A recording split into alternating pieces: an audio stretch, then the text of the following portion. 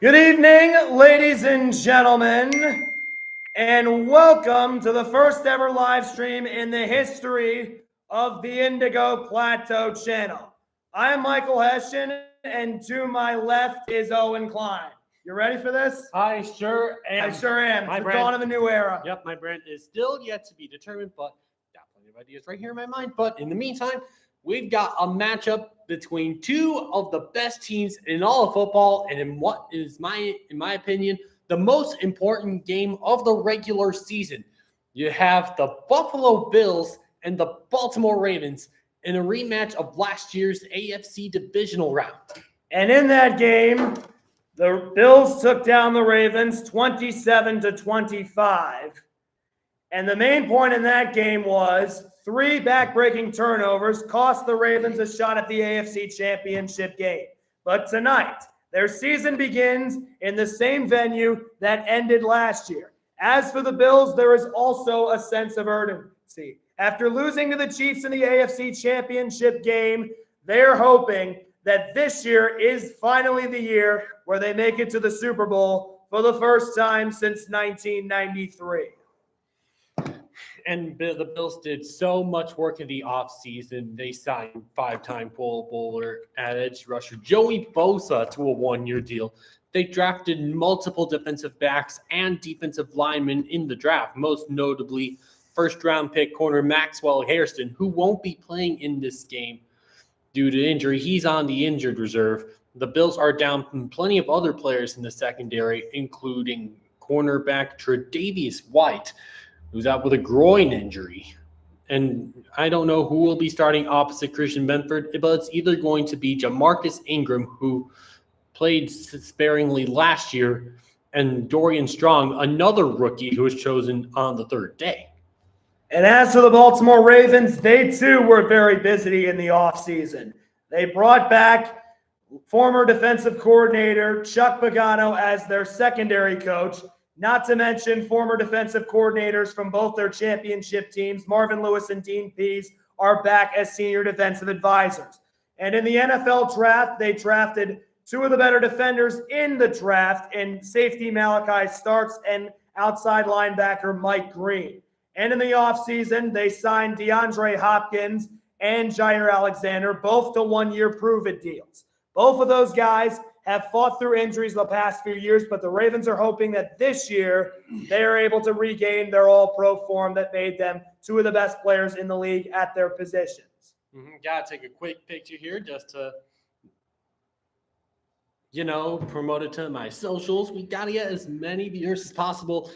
And what is we've been waiting ever since the schedule release came out for this. Yeah, I didn't think at first that the Ravens would open the season in Buffalo. I thought it was going to be early in the year, but I didn't think week 1. I thought it was going to be like a Thursday night game in week 3, something like that. But, having to open the season on the road from a Ravens perspective, to have to open the season on the road against a team that knocked you out of the playoffs again, like this is nothing new because last year, if you recall, they had to go into Kansas City and deal with the Super Bowl celebration for the Chiefs. And you can also point out the toe of doom too. Isaiah Likely having just a smidge on his toe out of bounds, which was enough to give the Chiefs a victory. But thankfully, there will be no toe of doom for Likely, who is out for this game. Yeah, not only is he out tonight, but also Patrick Ricard, the Ravens' 5-time Pro Bowl fullback, he is also inactive.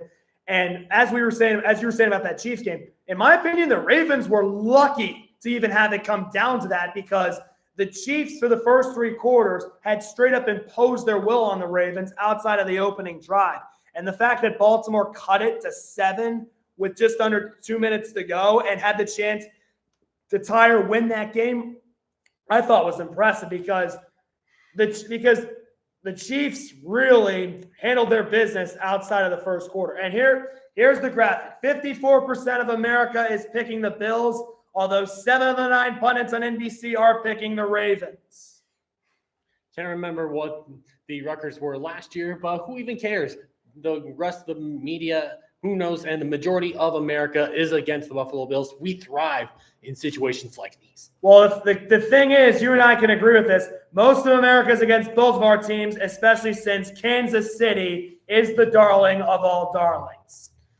And it makes sense that a lot of pundits, especially, like, I know a lot of pundits on my part have said have picked the Ravens to go far, and it would be the case, but they're Unites us is our hatred of the Chiefs. I mean, from my perspective, like, I don't consider the Bills as that big of a rival just because, like, I have a lot of respect for you guys. And obviously if there's one organization that I wouldn't mind seeing win a championship, it's them, just because, like, it's a lot like the Red Sox and Cubs. Bills Mafia has suffered for so long over the years. And from my point of view, it's like, like, the players and coaches, in my opinion, on both sides, they respect one another. The fan bases do not. And thank God neither one of us are in that situation. Because, like, I know a lot of Ravens fans who despise the Bills. Thank God I'm not one of them. And I don't despise the Ravens either. Yeah, because both our organizations have been good for the Ravens have been good for the last quarter of a century. The Bills had that 18-year drought without playoff football. And then once they got the 4th and 12 in favor of Cincinnati, then they draft Josh Allen. Then they draft Tremaine Edmonds, even though he wasn't with the Bills. He was also a vital piece. And helping that defense becoming what it was eventually. Yeah, hold on a second. I think I had the link messed up a little bit. I want to go back and look at it again. Let's see.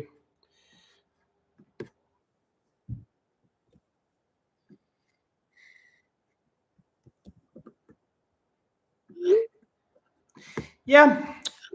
Yeah, I wanted to get my side of. It's all got to fix some things. Technical difficulties. Yeah, as is usual for pretty much every streamer. Yep. So the Ravens coming into this game are one of the best teams in the NFL over the last 20 years in Week 1 contests. Dating back to 2006, the Ravens are 15-5 in Week 1. That is tied for the best record in the NFL.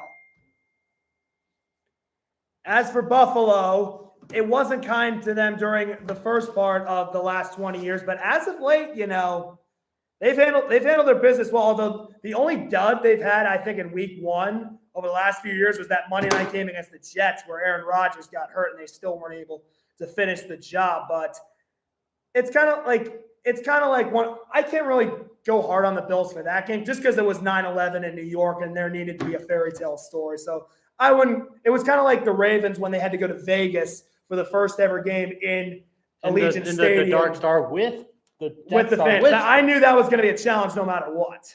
Mm-hmm. And just about to get the new Carrie Underwood intro. Waiting all day for Sunday night. It's from my perspective, whenever the Ravens play on Sunday night, it's not the same when they're on the road when they are at home. Because when they're at home, I'm in the building. Like I am there in attendance, and I just am salivating. No, are we ever? I feel like the intro has actually gotten better when they brought the original one for the 100th season. They did. Ever since they brought back the one from the Faith Hill era, that was the move. That was huge. Because the other ones they tried, they were all right, but not the same. Yeah, it just doesn't hit as hard. It doesn't hit as hard. You got the original, draws the fans back in there. And can't wait to hear it on YouTube once we get back to our dorms.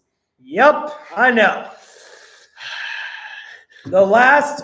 For those that don't know this is the last home opener for the Bills in Rich Stadium, or as I like to call it, or as now it's known as Highmark Stadium.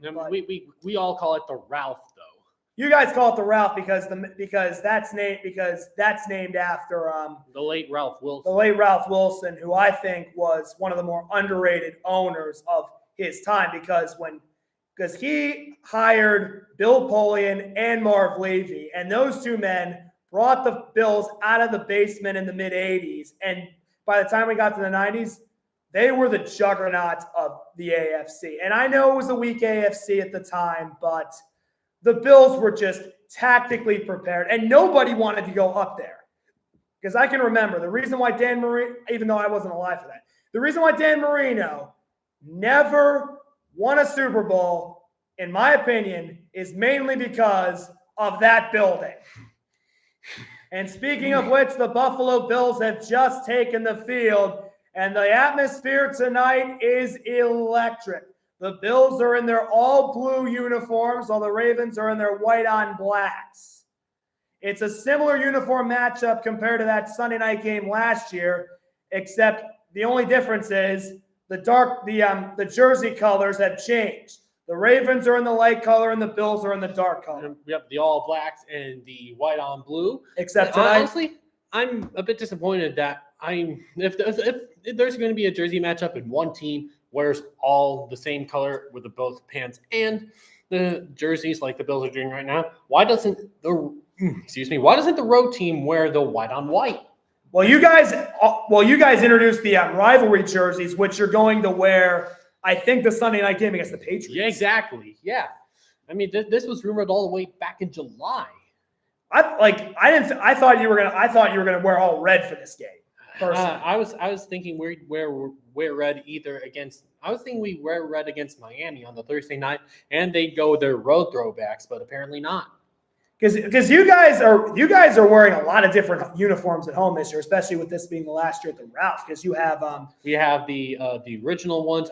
We don't have a fourth jersey. Actually, we do have a fourth jersey. We brought back the Standing Buffalo one from the '60s. We're gonna wear that twice this season. Once at Atlanta and the other home against Tampa Bay. Warriors. That's the helmet I think of because who wanted to play against Bruce Smith and Darryl Talley and Shane Conlon on that defense in Buffalo in December and January? And what I find interesting about that era was that Jim Kelly is one of the great gunslinging quarterbacks of all time. And what makes his run impressive, just like Josh Allen's, is the fact that they're playing in domes. They're playing in Buffalo, where it's so hard to throw the ball in December and January. And thank God their new stadium is an open-air stadium. If it was a dome stadium, your guys would be rioted. Hey, Mom, Dad, I'm calling you two out. You're weak for not wanting to stay in Buffalo after retirement. I get you don't want to drive in snow every day, but how else are you going to see the Bills? That is a true Buffalonian right there. That is the epitome of that fan base. As someone who lived in Wisconsin for 6 years, you go no matter what. You go to these things no matter what the weather is, what the circumstances are, because it just shows your toughness. And by the way, I completely forgot what I was going to say. I know it happens. Let's lock in. What am I thinking? I know it's early. But if, let's say, neither the Bills nor the Chiefs and the Ravens make the Super Bowl, or if we make the Super Bowl and win it, home opener against the Chiefs. Oh, in the new digs. Well, I mean, you're hoping for the same outcome that the Patriots had when they left the old Foxborough Stadium and moved into Gillette, because in 2001, their last year at the old Foxborough Stadium, the last game ever played there was the Tuck Rule. And they went on to win the Super Bowl that year, and they christened the new stadium with the banner night. And in my perspective, if the Ravens end up winning the Super Bowl, the opening game next year, I think, would be against, my guess would be the Steelers. I'd pick the Bengals, actually. It's going to be, if the Ravens win the Super Bowl, they didn't get the chance to do this in 2001 and 2013. They opened on the road both years because of Peter Angelos. But if they had opened up at home in 2013, they would have faced the Steelers. That's who they would have faced. Since he's a good option, but Pittsburgh's a good one, and next year I think they play Tennessee. And they host Tennessee.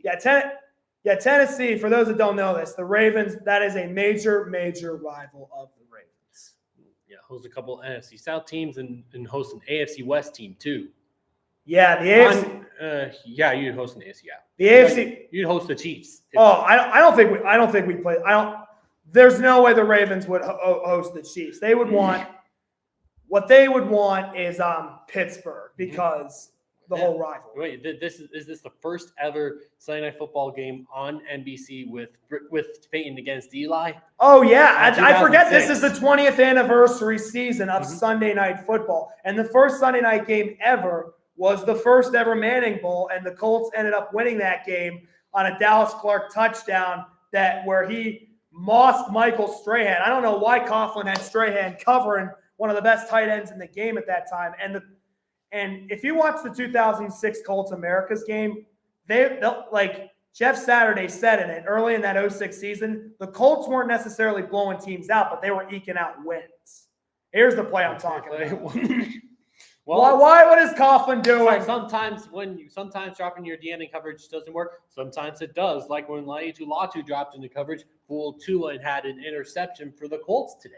And last year, even though he wasn't a defensive tackle, Michael Pierce. I mean, I left that Ravens-Browns game because I thought we were going to play our backups the rest of the game because Cleveland was in such disarray. Speaking of big guy interceptions, back-to-back weeks. Oh, Penn State football with interceptions. Yes! Defensive lineman. You had Zane Durant against Nevada. And now Alonzo Ford against FIU. Could we get a third? Oh, I think we might get a third. And the third one, I'm making a bold prediction. Deny Dennis Sutton gets a pick six. Deny Dennis Sutton gets a pick six next week against Villanova. And the last time we played Villanova, Villanova players during the week, they practiced with the leaf blowers so they could simulate the crowd. And the Nittany Lion brought a leaf blower with him to Beaver Stadium that day. Oh, was that a treat? Here we go. There it is. And here we go. The final season at the old Highmark Stadium is about to begin. The Ravens and the Buffalo Bills. Yep, and Michael will have play-by-play when the Ravens have the ball. I will have play-by-play when the Bills have the ball. Which I think is a great idea because, you want to be excited. You want to be excited for on both sides. Because, the great thing about us is we like to balance things out. And I don't know about you. I like to be impartial generally with my broadcasts. With Penn State football. Yeah, because I saw you in the broadcast booth, very small from my vantage point because you were all the way – because I was on the other side of the stadium, I was in section EF, and I could see you were in the press box area that was on the far left. Mm-hmm. We originally were set up, it was supposed to be the comm radio press box, but there's no real label as to what it was. It just said home student radio. But then Michael Cerroti had us booted out, and then we headed over to the Skycam, which there was no Skycam at the game yesterday, and so we were very fortunate to get that booth. I don't know where we're going to go for future broadcasts. It'll be interesting to see once the renovations kick in. So, game time temperature in Buffalo, 57 degrees. The wind, there's Andre Reed. And he is our legend of the game. And it was only fitting. It was only fitting that the greatest receiver in Bills history and the Ravens won the toss, and they've elected to defer till the second half. So we will see the Bills offense on the field first here tonight. As Tyler Luke, who is replacing Justin Tucker, is set to kick it off for the Ravens. Brandon Cudrington and Ty Johnson are the deep men for Buffalo around their 2-yard line. Bills are ready. Ravens are ready. Let's do it. And here we go. The 2025 season is underway as the kick is fielded about the 7 to the 10 to the 15 to the 20 to the 25 to the 30. And look out. He's up the sideline and knocked out of bounds at midfield.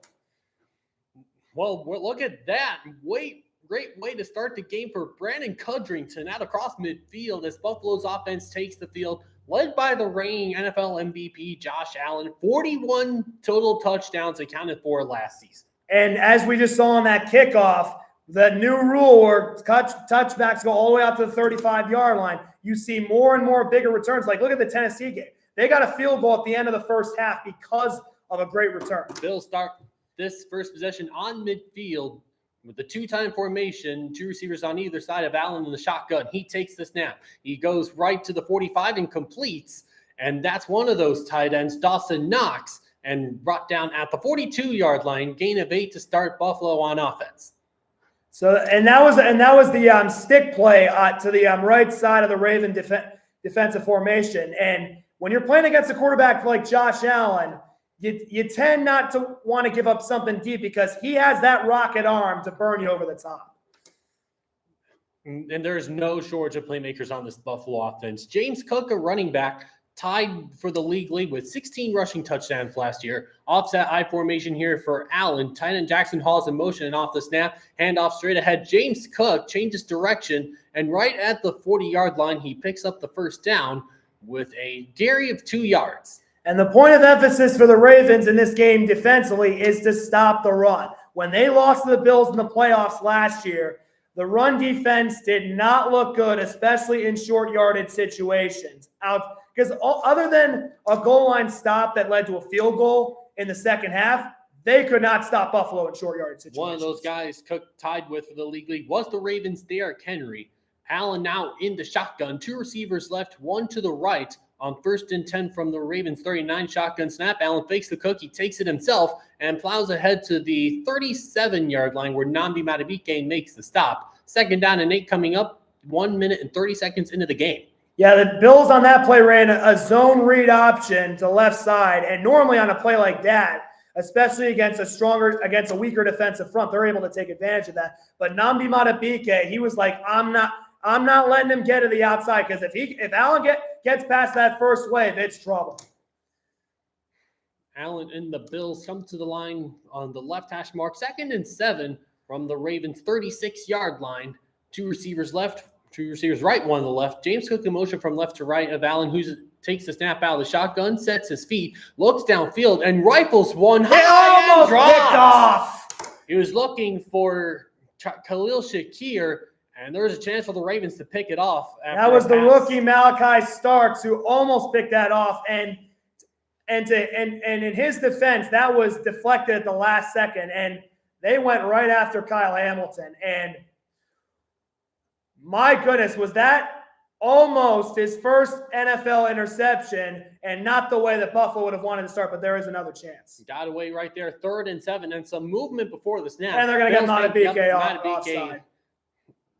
Jumped early, and David Edwards pointed it out, and the referees agree. So John Hussey is our official tonight. And that's the one thing the Ravens could not do right here because, as I mentioned earlier, the Bills in short yardage situations are a tough team to contain. And now that brings up the question, do you take a shot here on 3rd and 2 with a powerful Allen in your arsenal? Well, it's 4 down territory. Well, it could be 4 down territory even if it's earlier in the game because – you have the chance. Let's see what they do here. Split back formation for Allen in the shotgun. 3rd and 2 from the 31. Johnson in motion. He gets the swing pass off the snap. And Johnson up the left sideline inside the 20. Knocked out of bounds at the 16-yard line. But the Bills pick up the first down with a 15-yard swing pass. And on that play, they took advantage of the offside penalty. And this has been a play that they have run on 3rd and short situations for a long time. Get those blocks, get in the open field, and that's exactly what happens. Bills now in the red zone at the 15-yard line with a 1st down and 10. Bills converted on their touchdowns in the red zone 72% of the time, 2nd in the NFL. 14-yard line officially, 1 receiver on either side for Allen in the shotgun. Ray Davis the back, and it's a fake handoff. Allen dumps it down. Davis looking for blockers, but that does not generate. Trenton Simpson, the linebacker, makes the stop with a loss of 1 on the play. Yeah, when you have a misdirection screenplay like that, the tendency for defense is you focus all your attention on one side. Like the Ravens did their homework on this play because this is the kind of play where there's 2 screens on both sides. You could get completely confused. And Trenton Simpson, to his credit, read the play out perfectly and drops Davis for a loss of a yard. Buffalo now back to the 15 for 2nd down and 11. 2 receivers right, 1 to the left. Allen in the shotgun. James Cook the back. And Allen waits for the snap. He's got it against the 4-man rush. Allen tips it across the middle. He's got the tight end, Dalton Kincaid. Touchdown, Buffalo. That was a post pattern. He beats Kyle Hamilton over the middle, and the Bills have the early lead at 6-0 pending the extra points. It all started with that big return right there, and they took advantage of Trenton Simpson not getting back there in time to help on a double team. You say simple seam routes. Smith doesn't pass on. And also Kyle Hamilton's getting late over there too. Had he gotten there a split second earlier, might have been able to jar it loose. But as it stands, Buffalo marches down the field on its opening possession. It's hard when you have those moving zones that he just, like Allen just had to pinpoint it in at the last second. Left hash mark. Matt Prater, the extra point up and good. Tyler Bass on the injured reserve with an injury. So first extra point, all good. And the Bills take a 7-0 lead in the first media timeout. And we will stay here. Michael will be back shortly.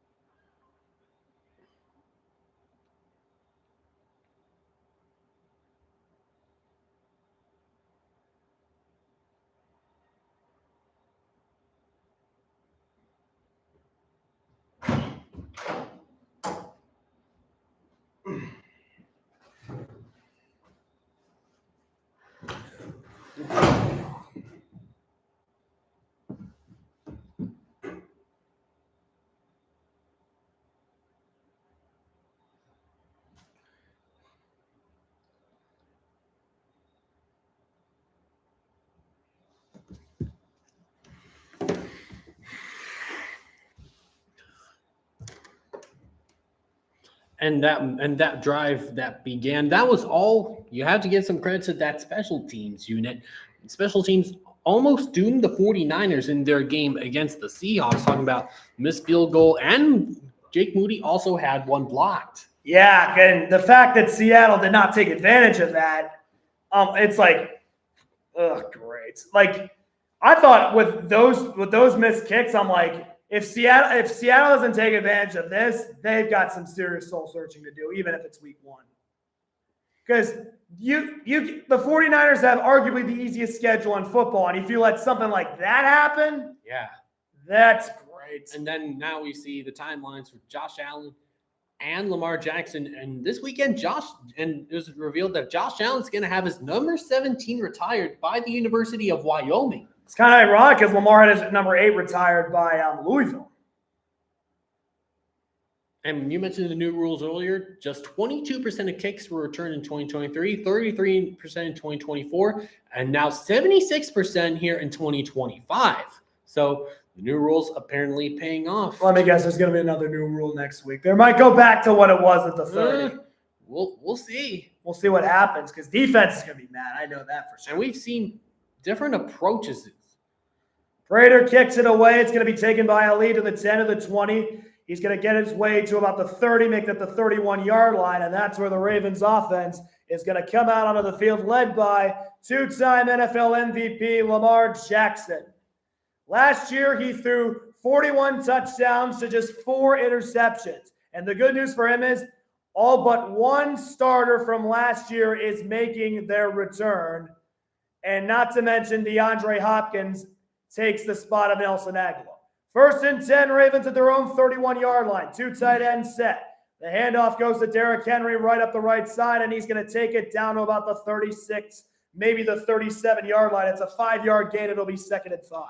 Well, this is what the Ravens want to do, establish that run game early, and maybe you go up tempo a bit. And they are going no huddle. They are going no huddle now. It's 2nd and 4. I should have blocking running backs in the league, despite being undersized standards. So it's 3rd and short now for the Ravens at the Buffalo 14-yard line. Can they answer the opening drive touchdown? And there's movement. The question is, where are they going to do it? And it's a false start against the Ravens. Well, I had my eyes down on the screen, not sure who it was going to be on, but it's against Baltimore and Roger Rosengarten. There was movement on both sides, but the refs caught Roger Rosengarten for a 5-yard false start. And Rosengarten only gave up 4 sacks last year, which is most on the team, which is saying something. But the only reason the Ravens didn't give up that many sacks is because of Jackson's elusiveness. And that's something that you can attribute a lot to quarterbacks, like Jackson's elusiveness, Allen's toughness. 3rd and 8, 20-yard line. Jackson in the shotgun. 3 wide set. Andrews is the tight end. Play clock down to 5. Bills bring 4. Jackson looking. Scans the secondary. Rolling. Has to get rid of it, and he's dropped all the way back at the 35-yard line. The Bills coming in with the heat on that play, and it was Ed Oliver who made a major impact in the playoff game last year, and that forces the Ravens to kick a field goal. And it's going to be a long attempt for Tyler Loop because Jackson was drifting back in the pocket, and Oliver shot through that A-gap, one against Tyler Linderbaum, and of course Daniel Filey was in there too. Last year I said Linderbaum made him look like Mean Joe Green. It's like we never left that playoff game at all because Oliver that night was a beast. 53-yard field goal attempt for the rookie Tyler Loop. Here's the snap. The hold, the kick, it's on its way. It's up, and it is curves right inside the right upright, and it is good. Well, that Ravens get points out of that drive, but blow a golden opportunity to tie the game. And that's a big W for the Buffalo defense. If you're a fan of this game, you have to expect to score every single possession with these high-powered offenses, usually touchdowns. And speaking of, I have to get a water. My voice, I'm going to be so hoarse after doing the Penn State game yesterday, and now doing this stream with you, bud. Yeah, I've done this is my 3rd live stream in 4 days because I live streamed the Cowboys-Eagles game on Thursday night. I live streamed Chiefs-Chargers on Friday night, and obviously tonight. And I might live stream tomorrow, depending on how I feel. But I don't know if I will live stream the Vikings-Bears game, but I'll see how I feel. But for those who are subscribed to Bragging Rights Sports, if you are new, for those who aren't subscribed, if you're new, welcome. We're happy to be on board. Go to our website, braggingrightsports.com, and check it out. But this stream is not going to be on the website, unlike the streams for the Chiefs Chargers game plus Cowboys Eagles. I'm going to plan on putting the audio for those streams up on the website later this week. But those streams are already on YouTube, so why not, for those who are new, go check those out as well. But so far through the first quarter, both teams scored on their opening drive. Bills took a short field and went down the field and scored a touchdown. The Ravens had a chance to counter, but once again, another pre-snap penalty haunted them.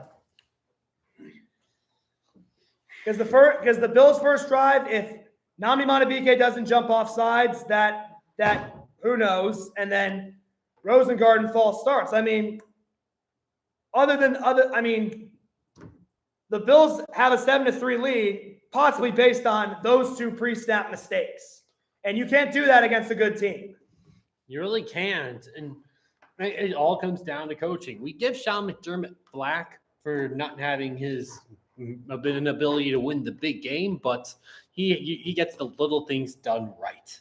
Especially at home, because when you have a crowd like the crowd in Bills Mafia, especially again in a big game like this, you're going to ride that as far as you possibly can. If it's loud as it is now here at the old Highmark Stadium, just imagine what it's going to be like in the new stadium with the way it's structured, where all the noise is going to be caved in towards the stadium. Yeah, good luck with that. But either way, Loop about to send it away and hits a liner towards the 10. It takes a hop and picked up by Ty Johnson from the 5, breaks one tackle at the 20, and navigates ahead, still pushing the pile up past the 30, all the way to the 35-yard line. He just wouldn't be denied. He kept his feet moving. And just like last year in the playoff game, Ty Johnson refusing to go down in the open field because he broke at least 3 tackles on that return. Well, effective mix of play calling for Buffalo on their first possession that led to the touchdown. 3.5 minutes to go here in the first quarter between the Bills and the Ravens. 7-3 Buffalo, and the Bills begin their second possession. First down and 10 up at the 35-yard line, left hash going from left to right here on the NBC broadcast. It is a 3 tight end set with Allen under center, takes the snap, hands it off straight ahead. James Cook with a cutback out across the 40, and Hamilton and a couple others make the stop at the 44. It's a gain of 9, 2nd and 1 coming up. I think it's safe to say that the Ravens not having Michael Pierce out there could be a problem. And although John Jenkins, who they replaced him with, he's not what Michael Pierce was in terms of talent, but he's definitely serviceable. Yeah, but especially against the run. Yeah, but so far, the Ravens defense against the run they've just had a hard time trying to solve that puzzle. Allen now back under center for the 2nd and 1 to the 44-yard line. Allen waiting for the shotgun snap. 2 receivers right. He takes the snap, hands it off Cook left side, and this time he goes nowhere. Big Travis Jones getting him down at the line of scrimmage. 3rd and 1. Ravens defensive tackle were a number 98 and stopping the run. I've seen that so many times, regardless of whether it was anyways. And now Allen in the shotgun for this 3rd and 1 snap. And he hands off straight ahead. Coleman. I don't think he got it. Driven. I don't think he got Jones. Even with that second effort, Smith and a couple others help him out. Loss of 1, and it's 4th down, approaching the 2-minute mark here of the first. That is a huge win for the Ravens defense. And the question now is if you're Joe Brady, do you go for it on 4th down? I'd suggest kicking it away because if you don't get this, you're giving the Ravens a short field. But is that such a big deal? Because we've shown that we can stand up in the goal line, but they will punt here. No, this is a smart decision. As Brad Robbins takes the kick and boots it away from his own 30 and over to make the catch. Doesn't touch a Raven. It's picked up by the Bills at the 13.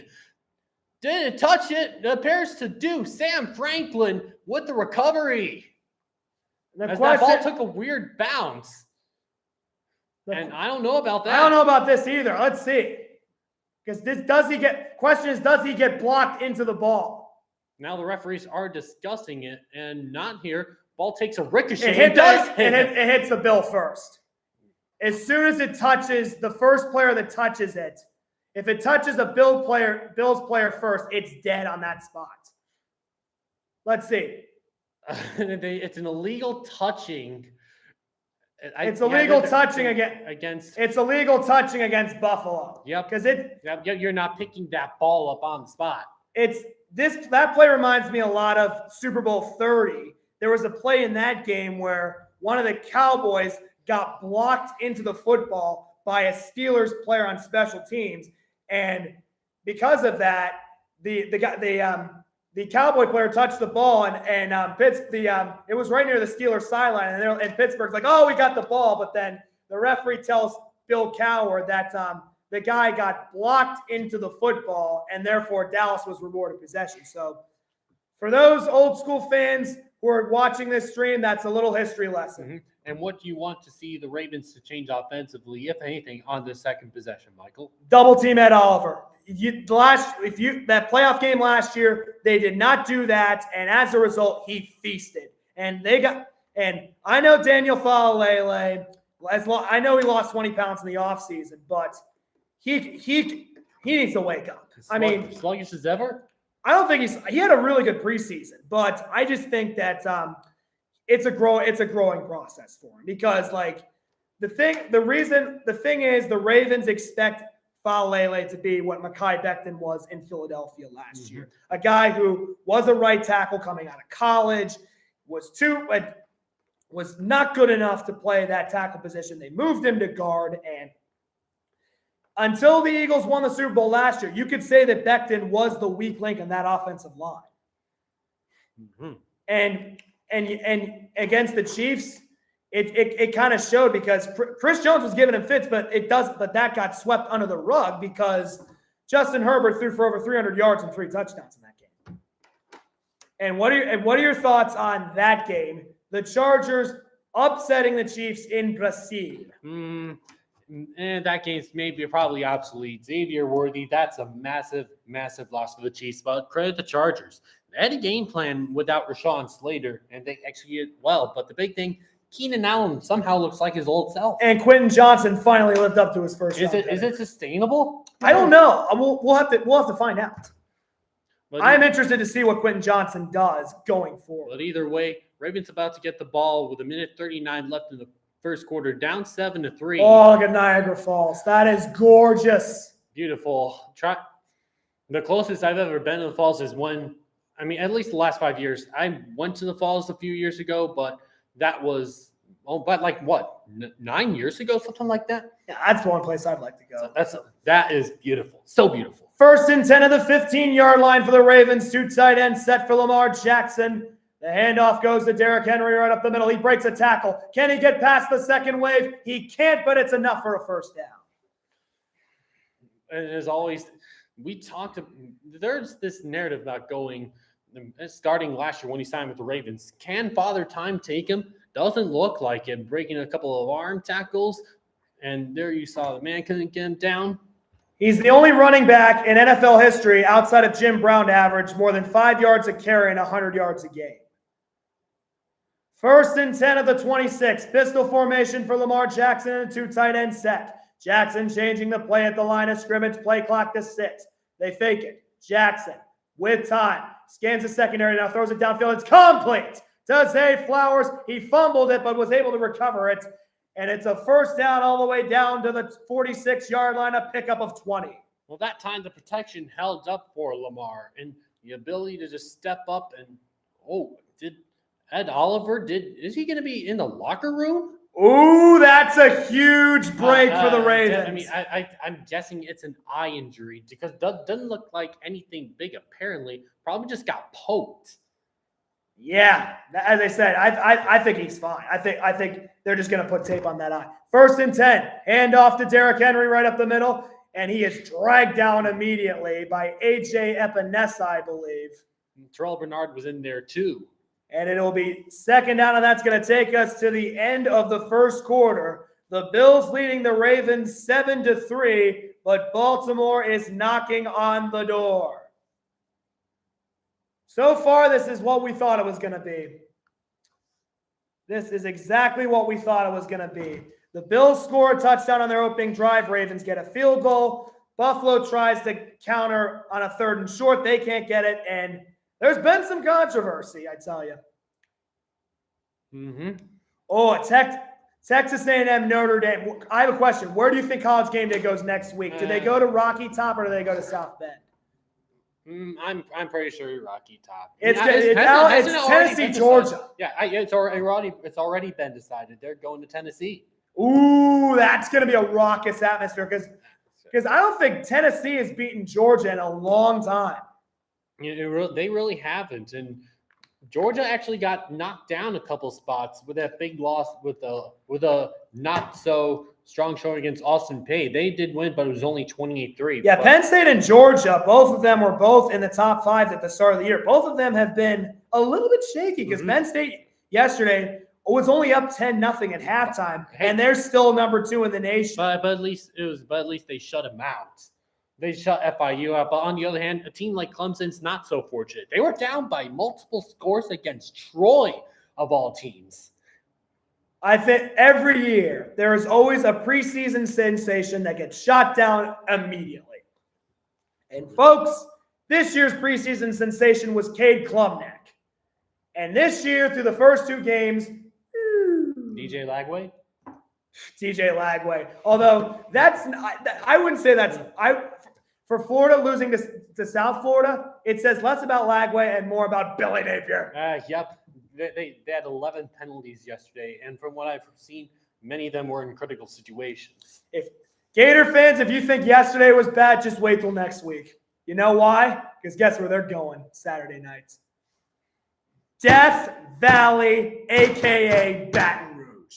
They're doomed with a capital D. And speaking of South Florida, they're heading down to Miami for a massive contest. Can they prove themselves? If they upset Miami, they're college football playoff contenders. contenders. Yeah, because they'll be the best team of the group of 5 slot. And I mean, do you dare say they are already college football playoff contenders for the group of 5? I mean, they're not. I mean, I think they're already college football playoff contenders. They're ranked 18th in the I mean, nation. if they win against Miami, they're national title contenders. Do you think? I don't know. Anyways, back in Buffalo, 2nd and 8 from the 48-yard line. 2 tight ends set for Lamar Jackson. He backs up into the shotgun. Play clock near 10 seconds. Jackson takes the snap. Bills bring 4. Jackson throws. It's complete. Rashad Bateman has it, and he crosses midfield and takes it down to the 48-yard line. Matt Milano making the tackle for Buffalo. I wish we could hear the Sunday Night Football interest, but hey, at least we can get them online. But, yes. I mean, they need Matt Milano to step up. His absence was felt big time by the Bills in 23, was slowed once he returned to the field late in 2024, but looking to return to that all-pro form. 3rd and 3 now from the 48. Justice Hill, the running back, in. He's to the left of Lamar Jackson. 3 wide set on the field. The handoff, though, it's a read option to Jackson. He gets by Joey Bosa. He's in the open field, and he takes it out of bounds to the 30-yard line. Lamar Jackson goes right by Joey Bosa, and look at the play design right here. It's the same thing that happened on the last drive. It's not understanding your personnel. And Jackson runs fewer than he ever has. But think about this. Lamar doesn't run as much as he did early in his career. He knows that. I mean, but this is a big game. You have to be aware that the quarterback's going to run.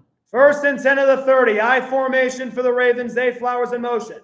Toss play to Henry to the right side. He breaks the tackle. He's in the open, clear. Stiff arms the man. See you later. Touchdown, Ravens. Derrick Henry, once again, showing his big body presence, knocks over a couple of Bills defenders like they're bowling pins, and the Ravens take a 9-7 lead pending the extra point. That's excellent blocking up front, especially by the fullback Zaire Mitchell-Payton. Out there for Patrick Ricard, and he was added to the active roster literally this morning. How about a coming out party? Wow. I mean, we're talking about in the open. Why don't you elevate your other fullback? I know, right? Here's the extra point from Tyler Loop. The kick is good, and it's 10-7 in favor of the Ravens. And once again, Derrick Henry abuses a Buffalo Bills defender in the open field. It's like we never left his time in Tennessee at all. And we're not just talking about Josh Norman in 2020. He also did the same in 2021. Mm-hmm. And I must say this, like King Henry, when Tennessee was good, he was a massive thorn in Buffalo's side. But even in like the 2021 game, even though the Bills lost that game to the Titans, mm-hmm. they showed a valiant fight in that game despite King Henry dominating. I talked about this with Adam yesterday when we went out to dinner. That was one of probably the bigger games of the Bills of the past 5 years. I told my family on that 2-point play in which Allen was stuffed by Jeffrey Simmons, I mean, you're risking home field if you go for it and don't convert. Well, I hated that they went for it initially, but after reading it, I grew to like the decision a bit more, even if they didn't get it. Yeah, it's one of those damned if you do, damned if you don't decisions. Because like last year, people said that Harbaugh should have kicked the extra point down 2 in the third quarter against Buffalo. I'm like, right decision to go for 2, but wrong result. But I'm like, why would you kick the extra point? Because you know that if the Bills score a touchdown, given how good they are in short yard situations, they could very well easily go for 2 and make it a 9-point game again. That was the risk the Ravens were running had they kicked the extra point. After the first touchdown? I mean, but there are situations where you obviously just must go for 2. One of them was with the Bucs against the Chiefs last year. You can't let the most clutch player in the league get a shot with the ball again. That's why if Isaiah Likely's foot was ruled in bounds, the Ravens would have gone for 2 because they know. Harbaugh had that 2 up on They knew that if they went into overtime against the Chiefs in Arrowhead Stadium with the factor of ref ball, that they were probably going to lose. And that's one of the big things of the NFC South. The entire division is so bad that none of the bad coaches are going to get fired. And I don't think Todd Bowles is a bad coach. I think he's all right, but he's definitely not going to take you over the top. Yes, that is true. Which is what you have. And this is the construction side. One of my family members works there. Oh, interesting. That place is going to be gorgeous when it opens. I don't know how many games I'm going to be there, but we're going to sit like right around there I think it's the south end zone.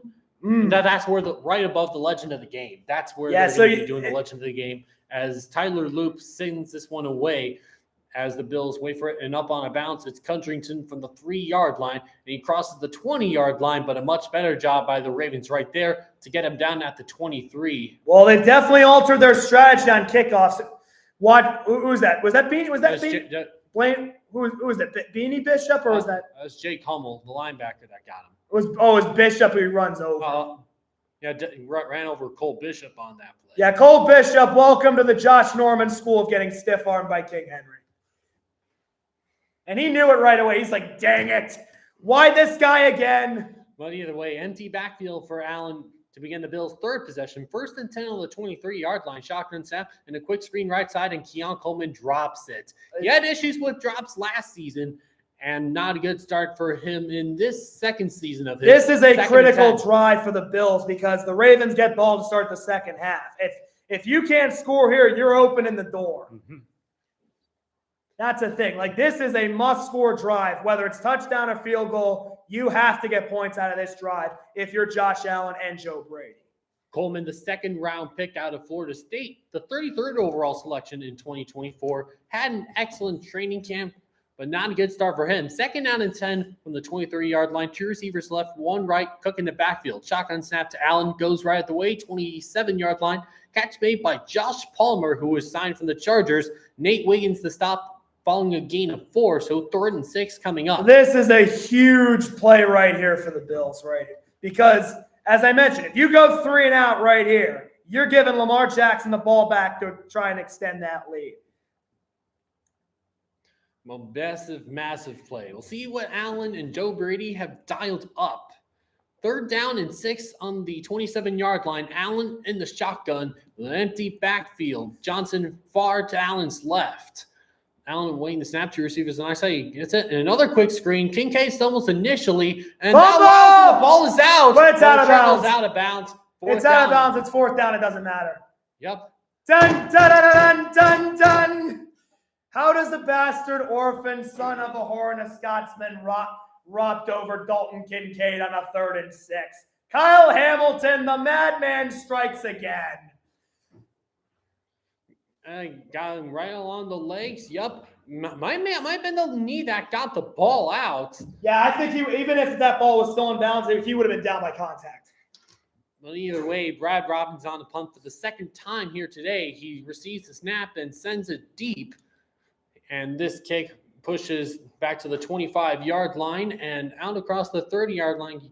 LaJohntay Webster tripped. Who had that kick return for a touchdown in the preseason game against Indianapolis. Cam Lewis to stop on special teams. 10-7 to score. Baltimore gets the ball up by 3. And as I said, speaking of LaJohntay Webster, he had, as I mentioned, he had that 87-yard punt return for a touchdown against the Colts. And a lot of Ravens fans were very high on LaJohntay Webster. I didn't think he had good.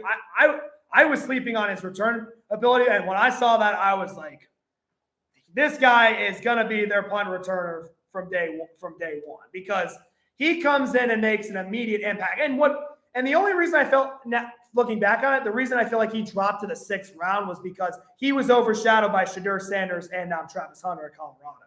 Mm-hmm. All right, 1st and 10 for the Ravens at their own 31-yard line, up by 3. Jackson in the shotgun. King Henry to his left. He sends Mark Andrews, the tight end, in motion. Bill's trying to confuse the Ravens with a blitz package. Here they come. Jackson looks, fires over the middle. It's complete to Rashad Bateman, and he's down to the 36. Make that the 37. And there's pushing and shoving, and Benford throws a punch at Tyler Linderbaum.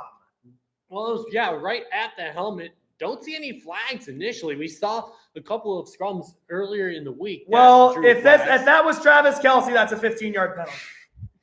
Well, God hates the Ravens, apparently. Yes, the Ravens have always been up against ref ball. I know this as a longtime fan of that team. 2nd and 5 from the 36. Jackson in the pistol. 2 tight ends set.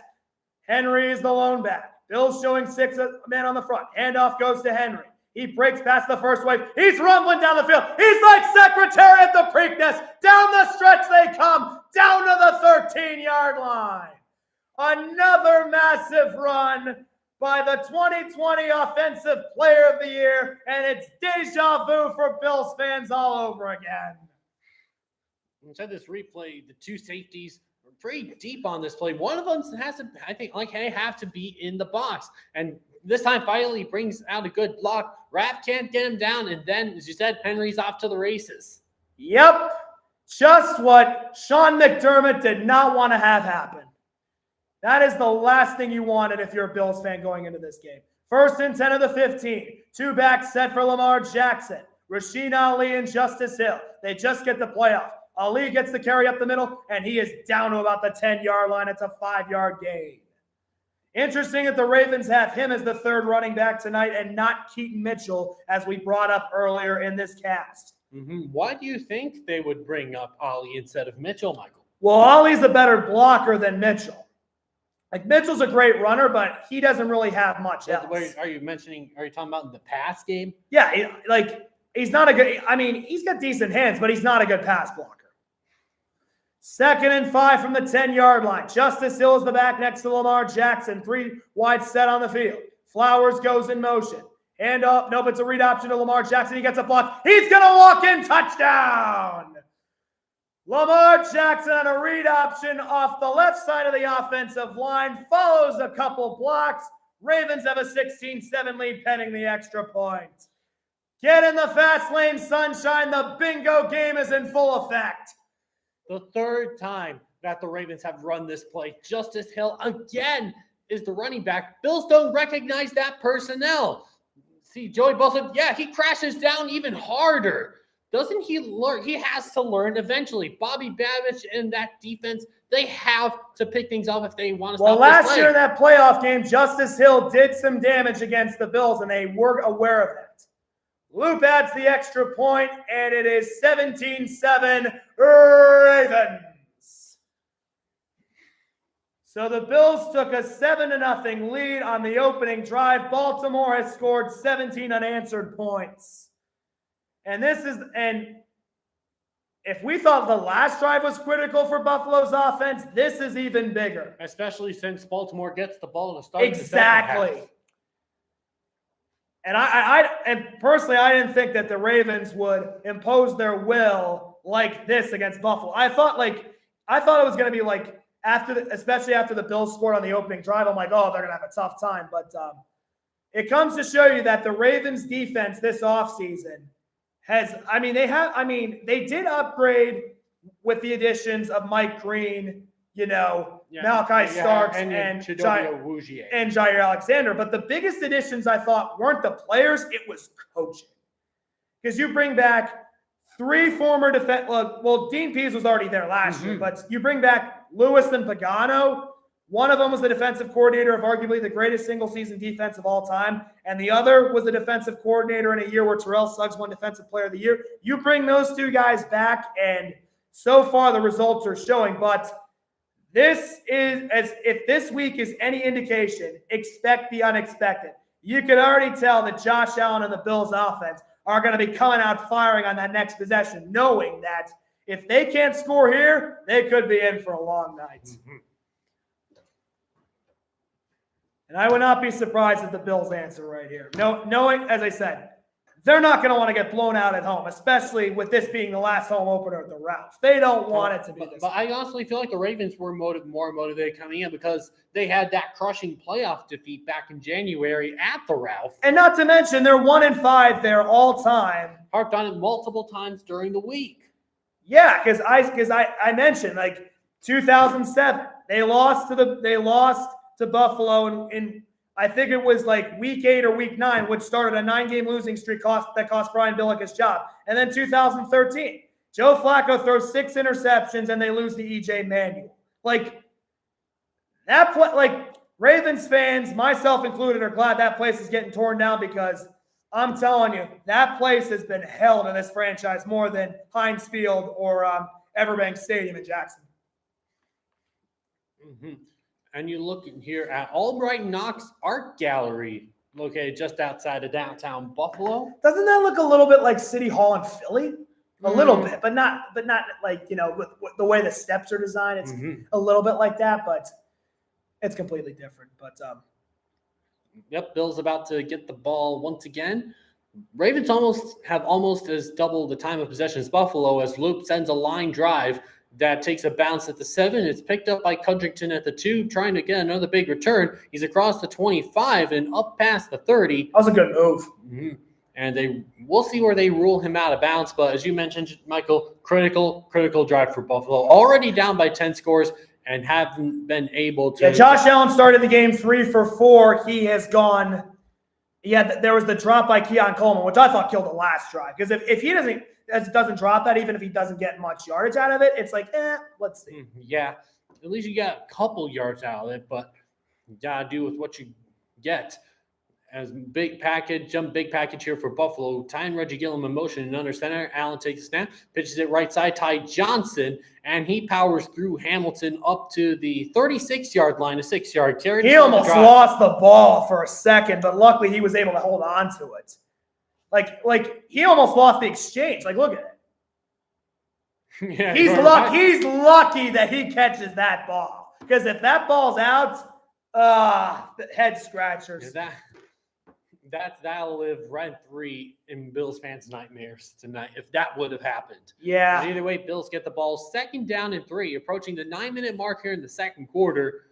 2 receivers left and Allen under center. They bring Elijah Moore in motion and give it to him on a jet sweep. Gets a couple blockers out across the 40 and to the 45-yard line. He goes 9-yard play and a 1st down. Yeah, that's a good play design there, bringing in Elijah Moore in motion. And the Bills are expecting some solid things out of him because, like, think about it, the receiving core is kind of like the weakness of the team, but it's not like they don't have because they don't have a game changer, but it's got a lot of depth at that position, and that's what they're hoping for. But, well, I bet fans would rather have one big playmaker instead of a bunch of depth, but as Kansas City proved, and as well as the Ravens have proved the last few years, you don't need a true headliner. You just need enough good guys to make defenses guess. Well, it's the coaching that kind of separates it all. Fullback Reggie Gilliam in the backfield. Ty Johnson in motion off the shotgun snap. Allen gets it, and this is one. Oh, my goodness. Roderick Washington appeared to get his arm on it, and it brings up a 2nd down and 10. That close to the ball coming out. And the Ravens don't blitz as much since they got rid of Martindale. Mm-hmm. Oh. Yeah. And Allen almost tried to catch that thing. I don't blame him because he was trying to make something out of nothing. And Allen's has always been a risk taker. And usually when he takes risk, he gets rewarded because he's that kind of player. Mm-hmm. Well, he's learned to settle things down under Joe Brady. Yes, he has. Right, 1 left on 2nd down and 10 from the 45-yard line. 8:10 left to go in the second quarter. Bills down by 10. Shotgun snaps. Allen 4-man rush. Allen dumps it down right side. Cook at the 40-yard line. Tries to cut upfield, but a great job there as they get him down right at the line of scrimmage, and it's 3rd down and 10. The Ravens defense going into this week emphasized that a big part of the Bills offense was the run after the catch on those short dump offs, and that is a big part in their offense. Especially when you try to get the ball out on the perimeter on those receiver screens. And the harm was done by Buffalo, harm done by Baltimore in the last possession, and here a good job by Chidobe Awuzie to wrap him up at the line. So here, 3rd down, Allen takes the snap. He's under pressure, rolling left, being chased, just gets it out and along the sideline. It's complete to Coleman at the What a big play! Line. Massive play there as they pick up the 1st down. Let's see. Does he have possession? Yep, got the. Oh! I think he does have. I think he does have control. Yep, he does. Big first down, and off the shotgun snap, Allen goes right side, tight end Dawson Knox with a couple blockers up the sideline, taking on Smith, and is shoved out of bounds around the 30-yard line. And it's another first down, under 7 minutes left in the second. That third down completion from Josh Allen to Keon Coleman, massive. Because if that's incomplete, they're giving the Ravens the ball back with a chance to go up 3 scores. That's the last thing you want to do.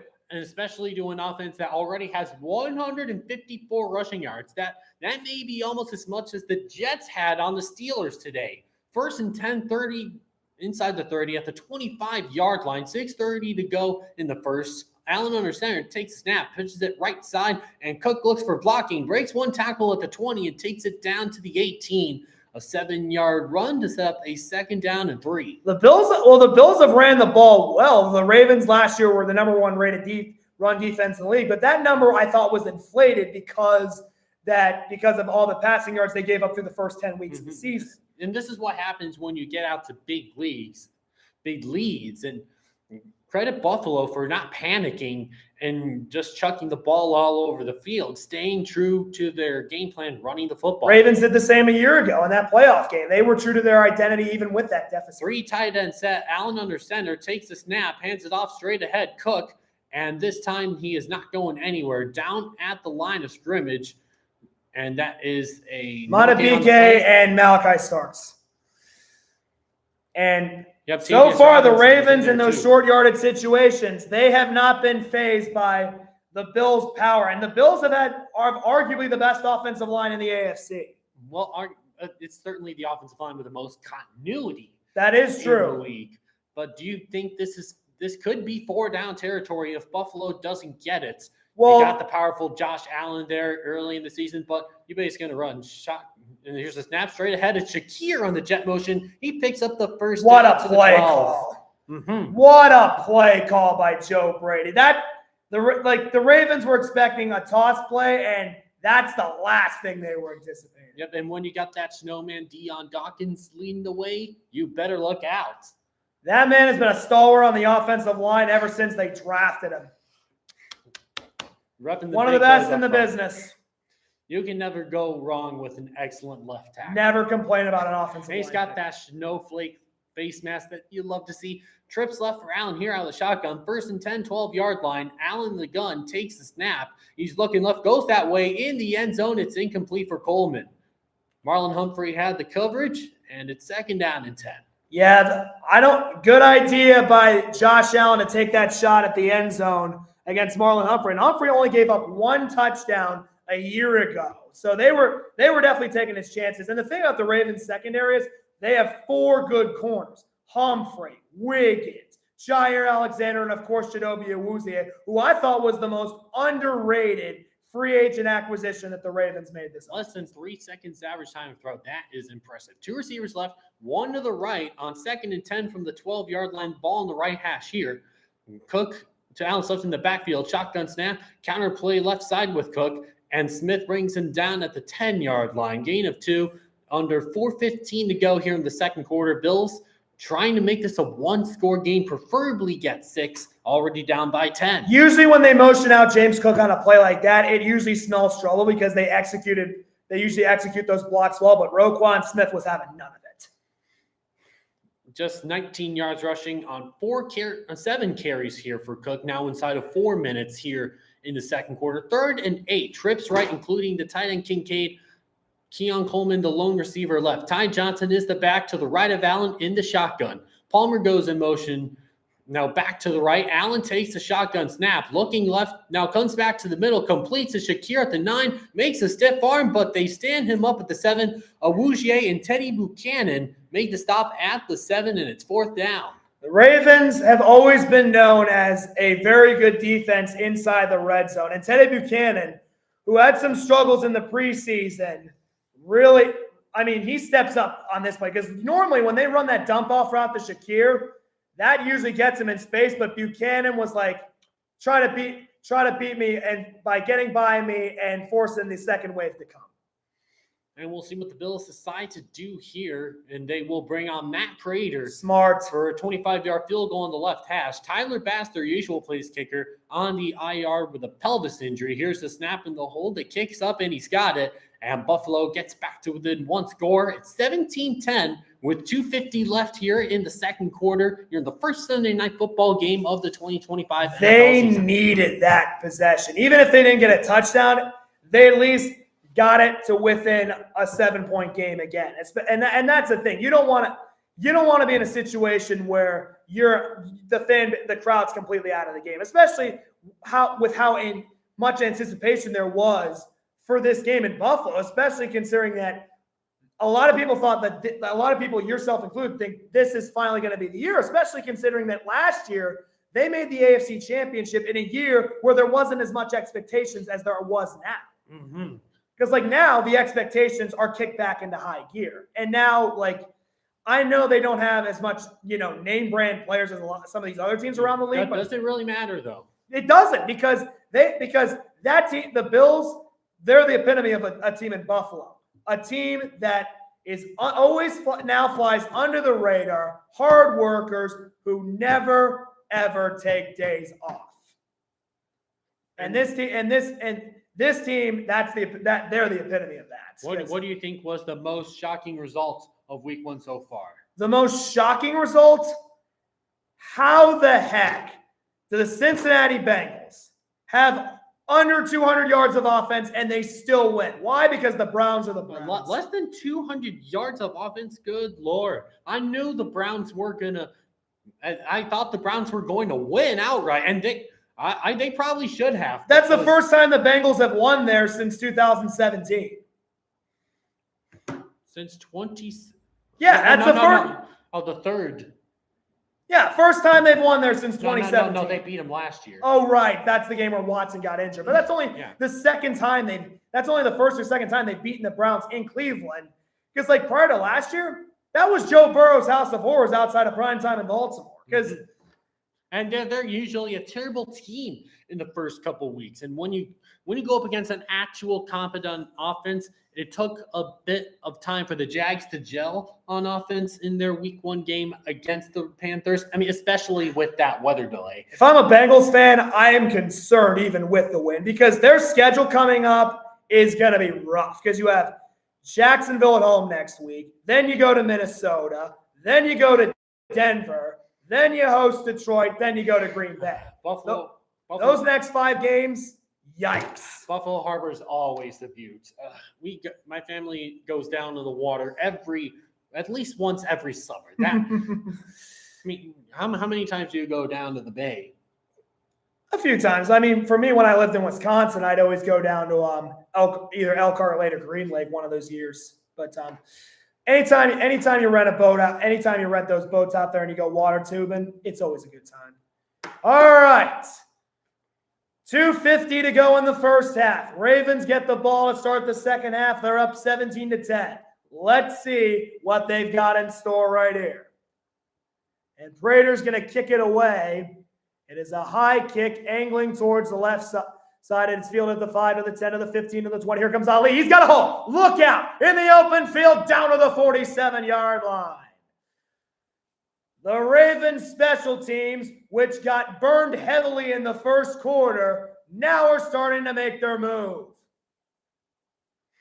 And 71 yards after contact. He led the league, look at that. 81 yards, 86 yards after contact. I mean, brings back memories of the Week 4 game in which Henry trampled all over that stat. That 87-yard touchdown run, that is probably my all-time favorite call I've done. Honestly, that loss, that was probably the best thing that happened to the Bills all season because it was kind of a dog whistle, you know? First and 10 of the 46, handoff back to Henry. He's got another hole. Are you kidding me? He takes it down to the 37-yard line, and the blocks are coming up big.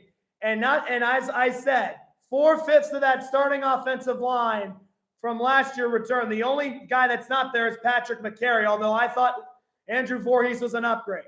First and 10 of the 37. Henry is the back next to Lamar Jackson, bunch set on the left side.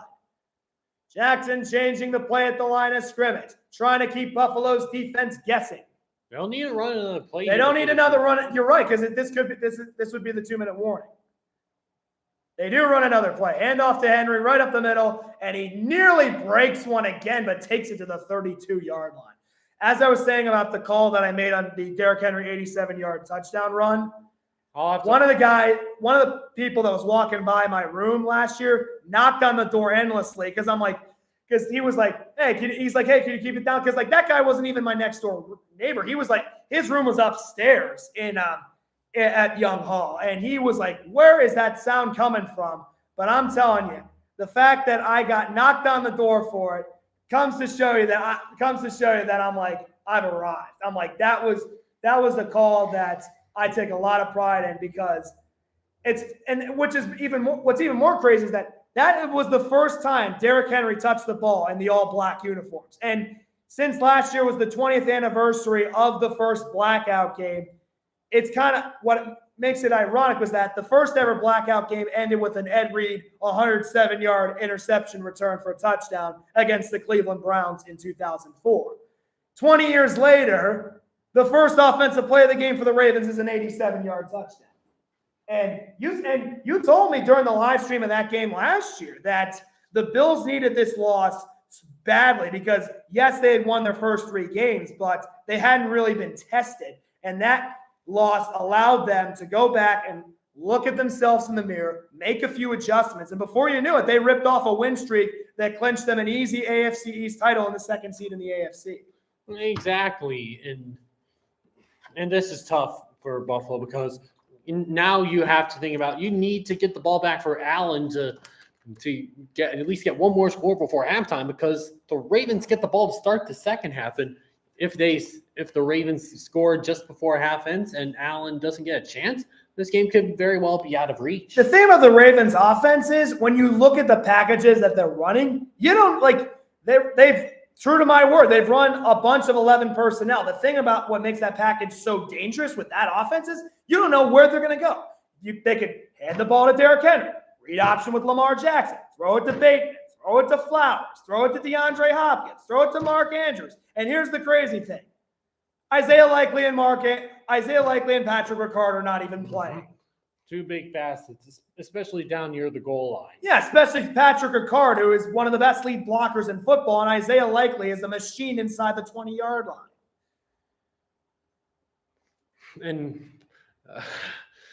And bro, I still can't believe Micah. I mean, I thought that Micah Parsons would get traded. There were rumors that he would have been traded to the Eagles. But hey, good on Jerry for not trading him to a rival. Yes. And even the Ravens were after him. We wouldn't have traded for him. As were the Bills. 2nd and 5 from the 32, just out of the 2-minute warning. 3 wide set for Lamar Jackson to the left side. Justice Hill goes in motion. Jackson, blitz, throws over the middle. It's batted in the air, and it's incomplete. It was nearly caught by Andrew Voorhees.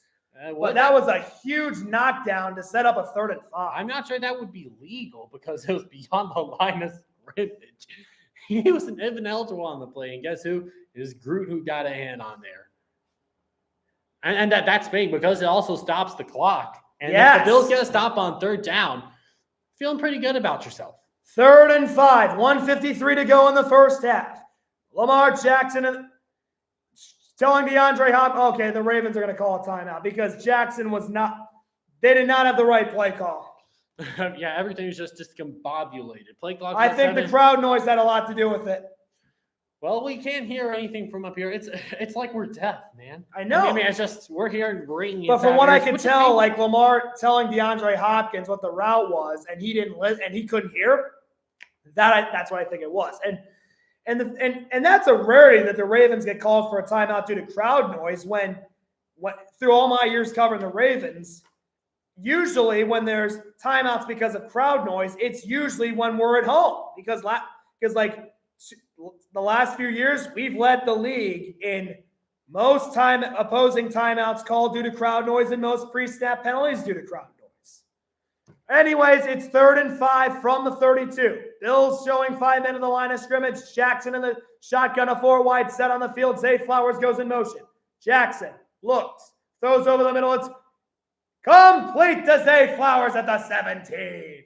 He was also looking for Mark Andrews on the play, but The man known as Joystick makes the catch. It is a 15-yard gain and a first down. Let's see, does he have control of it? He does. Yeah, that ball does move. But The ball does move, but he has his hand under it. Yep. I thought that ball wasn't going to be caught anyway because both Andrews and Flowers were in the vicinity. Usually that would be an incomplete pass, but anytime the player has anytime if you stick your hand underneath the ball, even if it touches the ground, that's still a catch. And now Buffalo's using their timeouts. They have to do anything. They don't have a choice. They don't have a choice because if the Ravens get another first down, they can wind this thing down, score a touchdown, go up 24-10, go into the half, and get the ball. Ravens are playing cleaner football this time around, too. They learn from their mistakes. And that's the thing I'll give John Harbaugh and this coaching staff a lot of credit for is that every year they clear mental hurdles. 1st and 10, 17-yard line.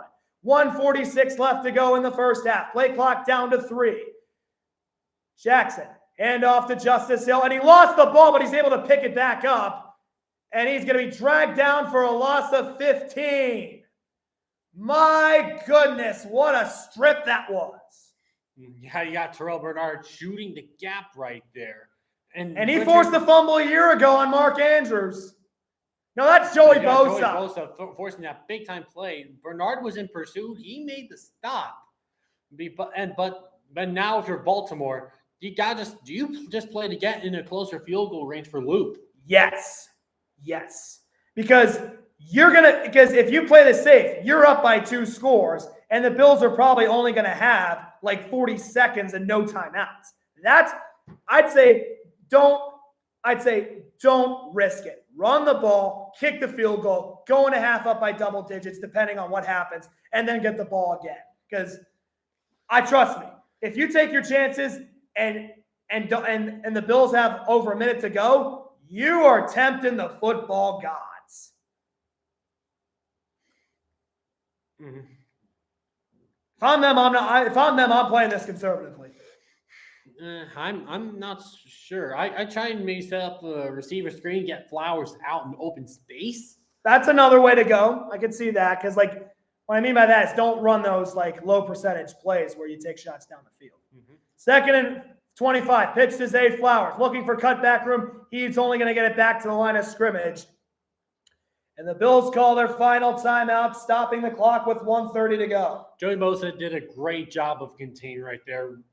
Flowers was looking to reverse field, and it's not quite what I had in mind for getting him in the ball, but the Bills were ready for it. Yep.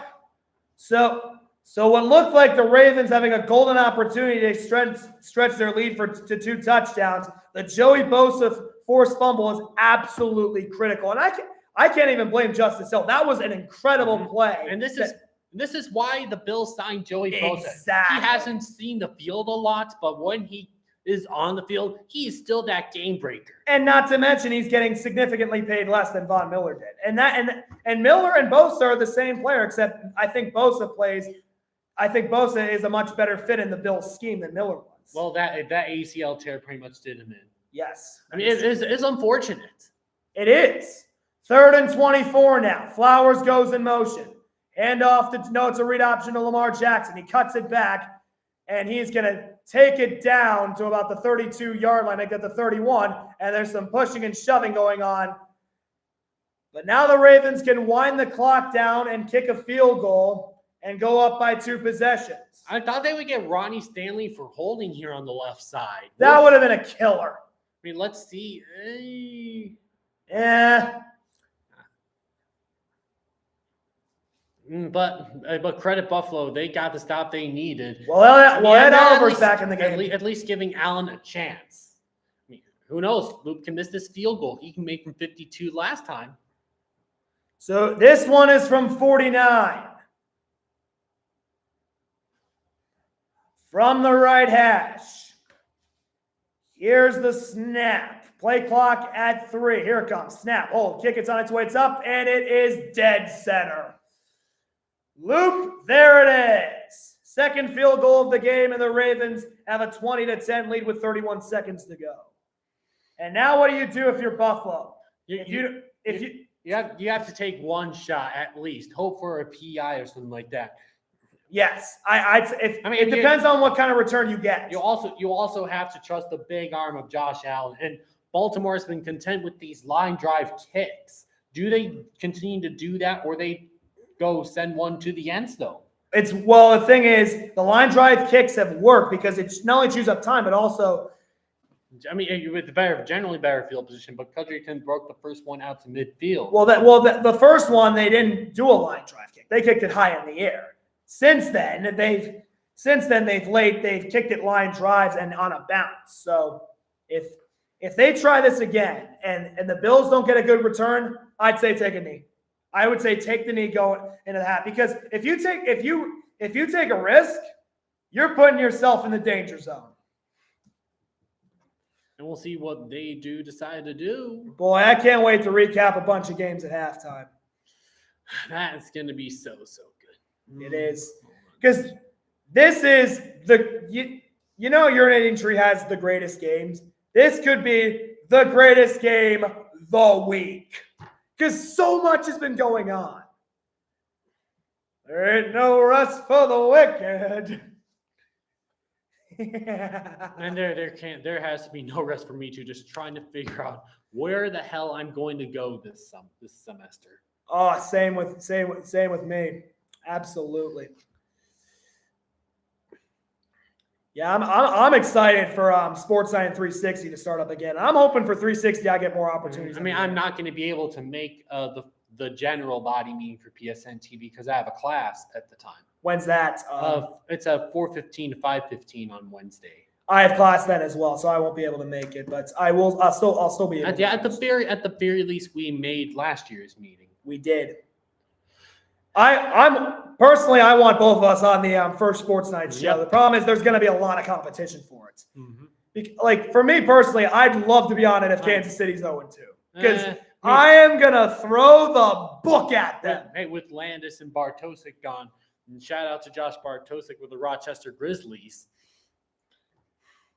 But I think Landis is still there. It's not Landis. It's Chevrolet who's gone. I mean, yeah. Thank you for correcting me. Chevy and Bartosik are gone, but there's going to be steep competition for that. Anyways, the kick is away. It's going to be taken on the outside to the 20 and out to the 23-yard line. Ty Johnson. 27. Yeah, as 6 seconds are off the clock on that line drive kick with a net of about 8 yards of field position, and we'll see what Buffalo's offense is going to do. Down by 10 and only 25 seconds left in the first half. All right. The question is, what do they do? Do you go downfield? I don't know. They're going to take one more chance. We'll see what they decide to do. Ray Davis, the back to Allen's right now. 2 receivers on either side of the formation. Davis now selling in at Allen's right. Kincaid, the tight end in motion, and they are going to throw. Allen out of the shotgun. Steps up, rolls left. Van Noy giving chase. Allen sets his feet and rifles across his body in the tight coverage, and it is complete across midfield to Shakir. And now they hustle to the line to try and spike it. They're at the 47-yard line. 8 seconds left. Allen gets a spike down at 7. This would be a 65-yard field goal. If from that distance, it's 64 to 65. I don't know what you do. That's a definite Hail Mary. Now you're guaranteed Allen's arm can make it to the end zone.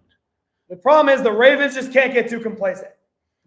This is a great play by Josh Allen. Like the Ravens pressure him, force him to the outside, and they got away with a little bump, but they're not going to call that. Mm-hmm. They're like, even if Kincaid messed up the Humphreys direction, they were not going to call that. But a great catch by Shakir as Jair Alexander came in. Yep, Ravens take their second timeout, so we don't get a glimpse of what they're trying to do. This is going to be either a Hail Mary or a short dump off to the sideline. Even like 7 yards will do. Yeah. I mean, because that makes it a 58 inside of 60.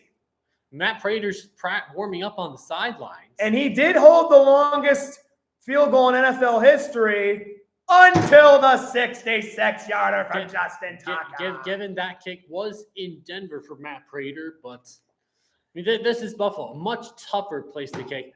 Prevent defense being shown by the Ravens. Empty backfield for Allen. 2nd and 10 from the Ravens 47. 7 seconds left in the first half. Bills down by 10. Allen takes snap.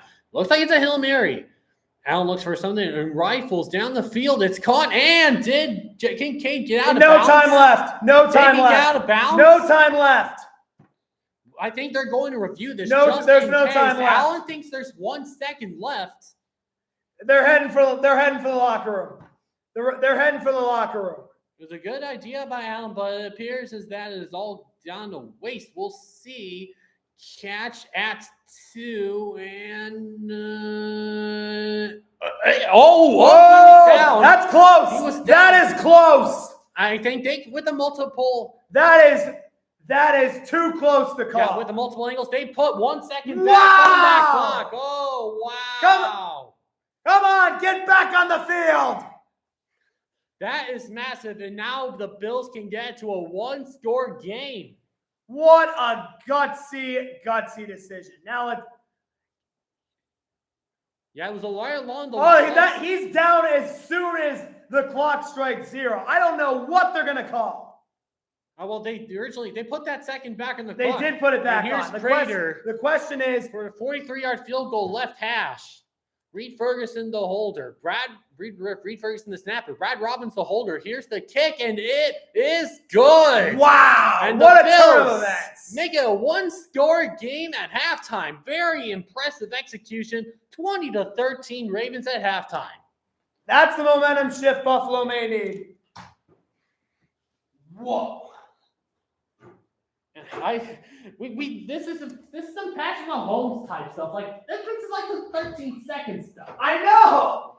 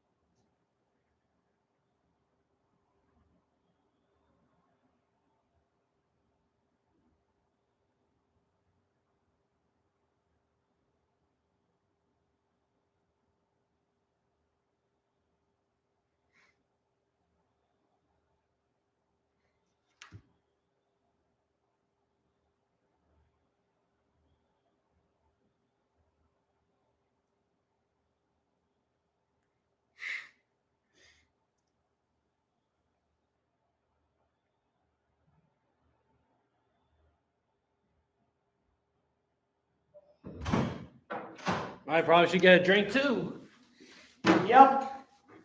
I can't blame for the officials for that second call. They got that call right. Yep. Whoa! Just what we thought the first half was going to be. 20-13 Ravens at halftime. And honestly, regardless of the outcome, the loser of this game deserved to win more than the Bungles. Let's be real. Either the Bungles or the 49ers as well. Like there were a bunch of ugly games in that first and throughout the NFL. Like the Browns Bengals game and the Seahawks. Like Denver's like there was a bunch of ugly games. Like honestly, if the Ravens win this game, can't blame the Bills. Vice versa as well. Like this is one of those games where one team just has to lose. And honestly, like this is what two great teams going at. And I cannot stand that Teddy Bruschi called this game the Little Brother Bowl when both if anyone's the little brother, it's the teams in the basement of that division. The Ravens and Bills, they've just had bad breaks against the Chiefs. It's not like and the thing is, I don't know how long the Chiefs devil magic is going to last, but so far, this is not a little brother game. This is two giants of the AFC going mano-a-mano in a 15-round heavyweight.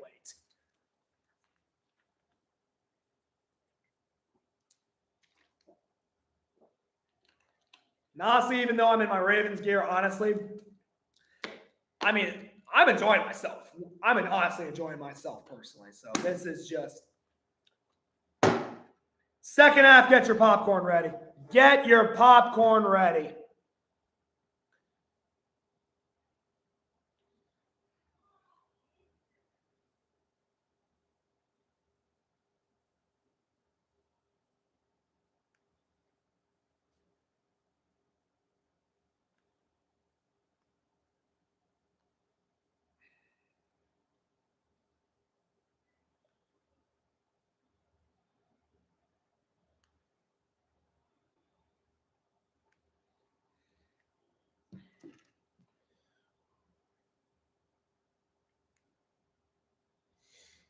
Yeah, let's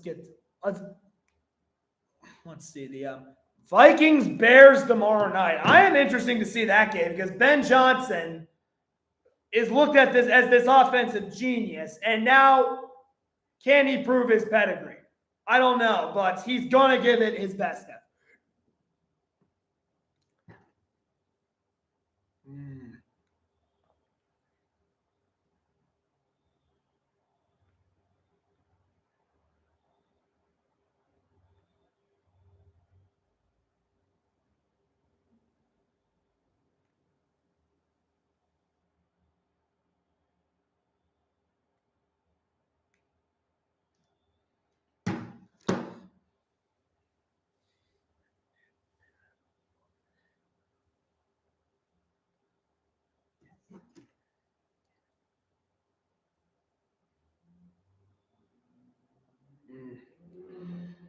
Micah Parsons as a Green Bay Packer. And honestly, like the Cowboys, I think have done much better than I thought they would after the Parsons trade because they took the defending champion Eagles to limit. And I know Philly didn't look good either, but this is a massive, massive plus even in defeat for Dallas, just because all the shenanigans that were thrown at them. And they probably win that game if Miles Sanders doesn't fumble on the 5-yard line. But there's one rule we must learn. Don't beat George Pickens, a.k.a.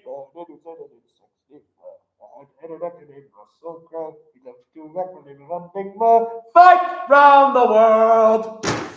Yep, George Pickens equals Russell Crowe equals Rafael Devers.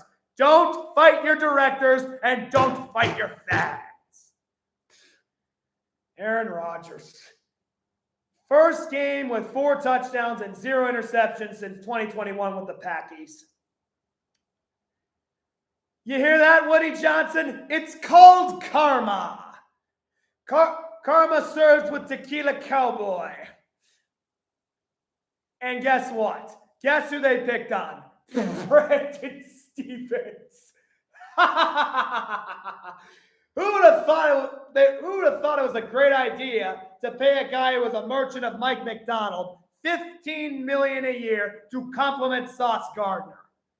What in the world are the Jets thinking? Like, Steeler fans know this.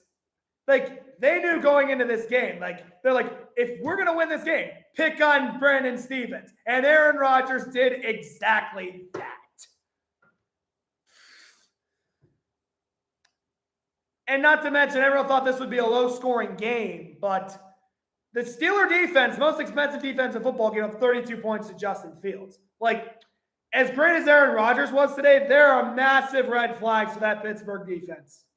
And yes, they're at home against Seattle next week, whose offense is shaky, but you got him. If you let Sam Darnold roast you, you're begging for trouble during the meat of that schedule. Because Pittsburgh's schedule after Thanksgiving is rough. Because they play the Ravens twice after Thanksgiving. They play Buffalo and Detroit as well. Detroit got punched in the mouth. Let's be real. They got punched in the mouth by the Packers. And the Lions have to treat next week as a must-win game because if they can't beat Ben Johnson at home, their old offensive coordinator, they're coming to the blackout 0-2. And where no NFC team, No, the Ravens have never lost a home primetime game to an NFC team in their history. That has never happened. And they know that. And also, they've never lost to an NFC team in the all-black uniforms either. So it's a double-edged sword that Detroit's going up against. And that is a double-edged sword that the Lions would be up against if they fall to the Bears.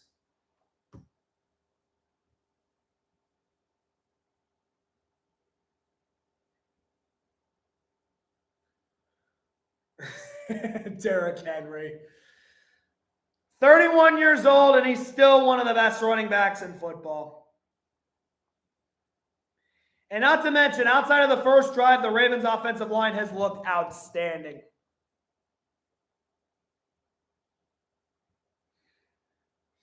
The question now is, what kind of adjustments will be made at halftime? And the Bills got a huge momentum shifter with that 25-second field. Oh, you scared me, just like I scared you. I'm sorry, I'm late. All right. Well, at least I'm here for the second half. Absolutely. That's what matters.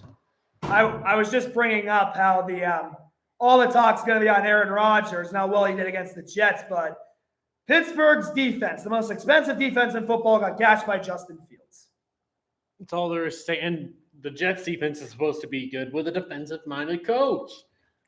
Aaron Glenn, in my opinion, was carried to relevance by Aiden Hutchinson. Let's be real. Well, they got pressure on Rodgers. My point is this. When Hutchinson got hurt last year, Detroit's defense absolutely tanked. Well, it wasn't just that. They lost several other key players. They did. lost Oli McNeil. They lost.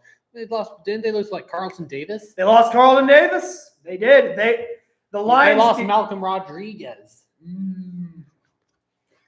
That Lions defense was decimated by the time they got to the Washington game. And as from my perspective, as someone who loses in the divisional round as the number one seed, especially that heavily favored, trust me, it takes multiple years to recover from a loss like that. And they lost Derek Barnes early in the season too. Yes, and people were calling me crazy for having the Lions as the 7th seed in the NFC, but I'm like, as a Ravens fan, this is what happened to us after we lost to the Titans. This is exact. I had them in my earlier predictions. Some of my earlier predictions, I had them not making the playoffs at all. I mean, I was. They have a brutal schedule. I'm not trusting Stafford with his back injury, even though they did one win against the Texans. The Lions or the Rams? What did you say? It says the Lions or the Rams. This is the Rams. Ooh, right. Because Stafford had his back injury and the Texans fumbled this game away. I think, honestly, having watched that game and the fact that the Ravens play those two teams back-to-back weeks, if those two teams don't bring their A game, it could be a long. I don't think LA's going to bring their A game because they have to travel to London the next week. Oh, and not well. I mean that usually spells doom for their teams. Look at the Jets against the Broncos last year. Well, what's funny is that we went to London in 2023. That was the week where a bunch of our players hung out with Ariana Grande. I know Patrick Queen and Roquan Smith did that. Wait. There was a ton of distractions. Didn't you lose to the Colts the week beforehand? No, we lost to Pittsburgh the week before. We go to London. We have all this off-field distractions. We barely beat the Titans, and then we come home and massacre the Lions. Mm-hmm. This is what happens when you get your head straight.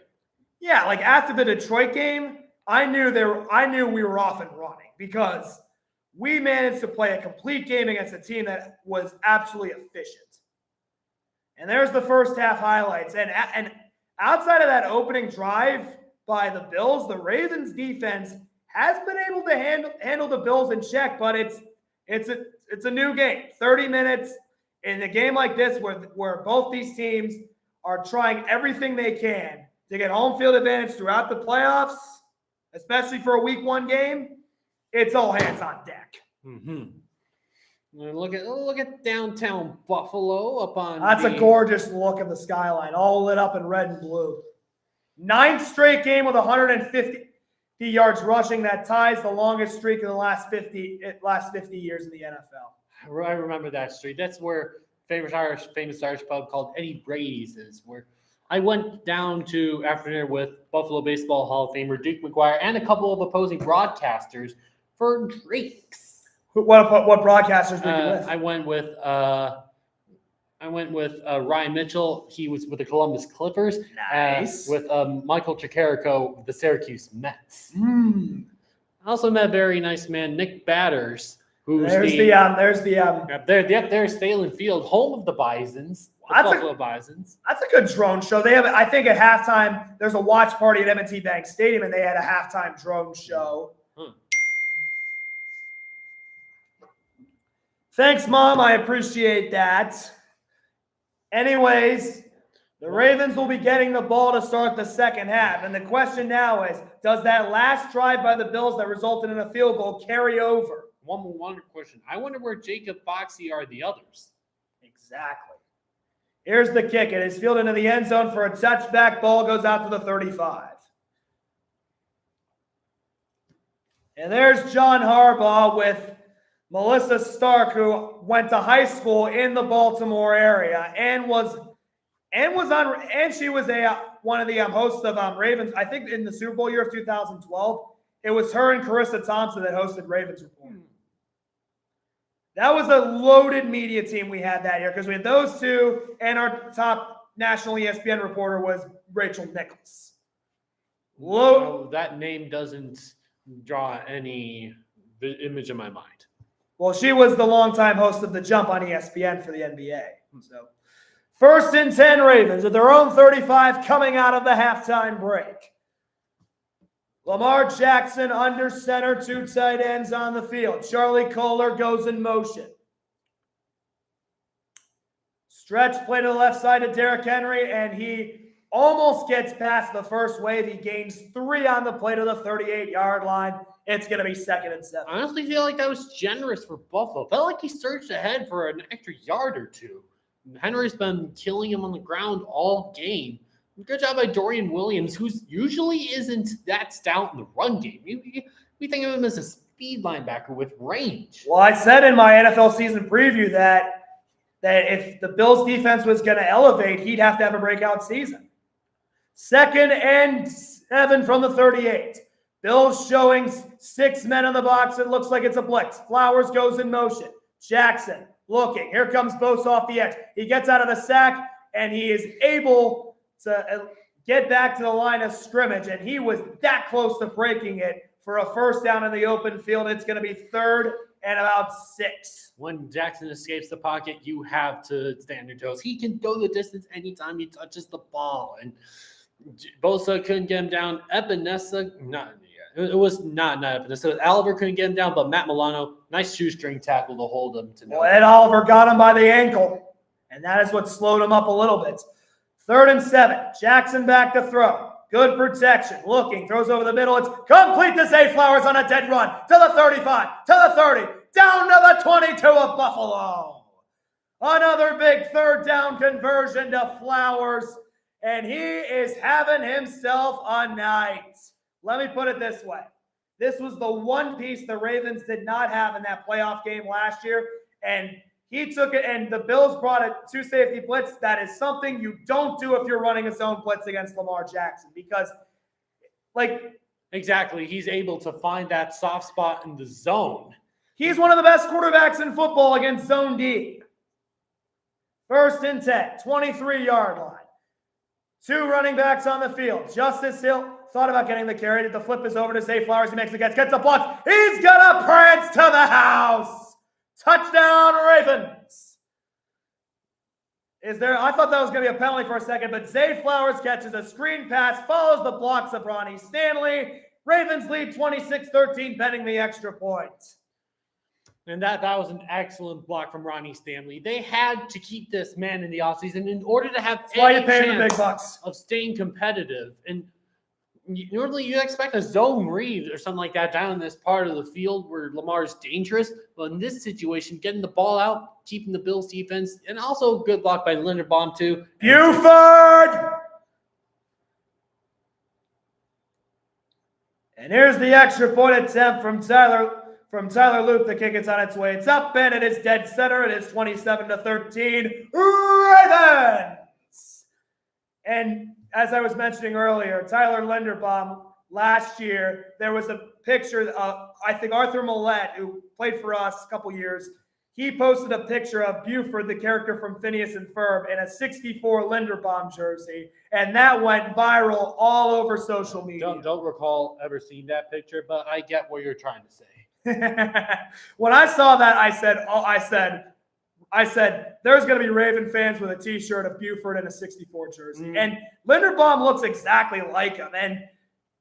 And what happened? And after that, I'm like, that whole junkyard bully moniker that kicked up into high gear. And honestly, the Ravens answered the call right out of the half, especially after that field goal drive that the Bills had right before the end of the first half. And sometimes in a game like this, where there's something like that happens, that's a little bit controversial, it usually causes a huge shift in the momentum.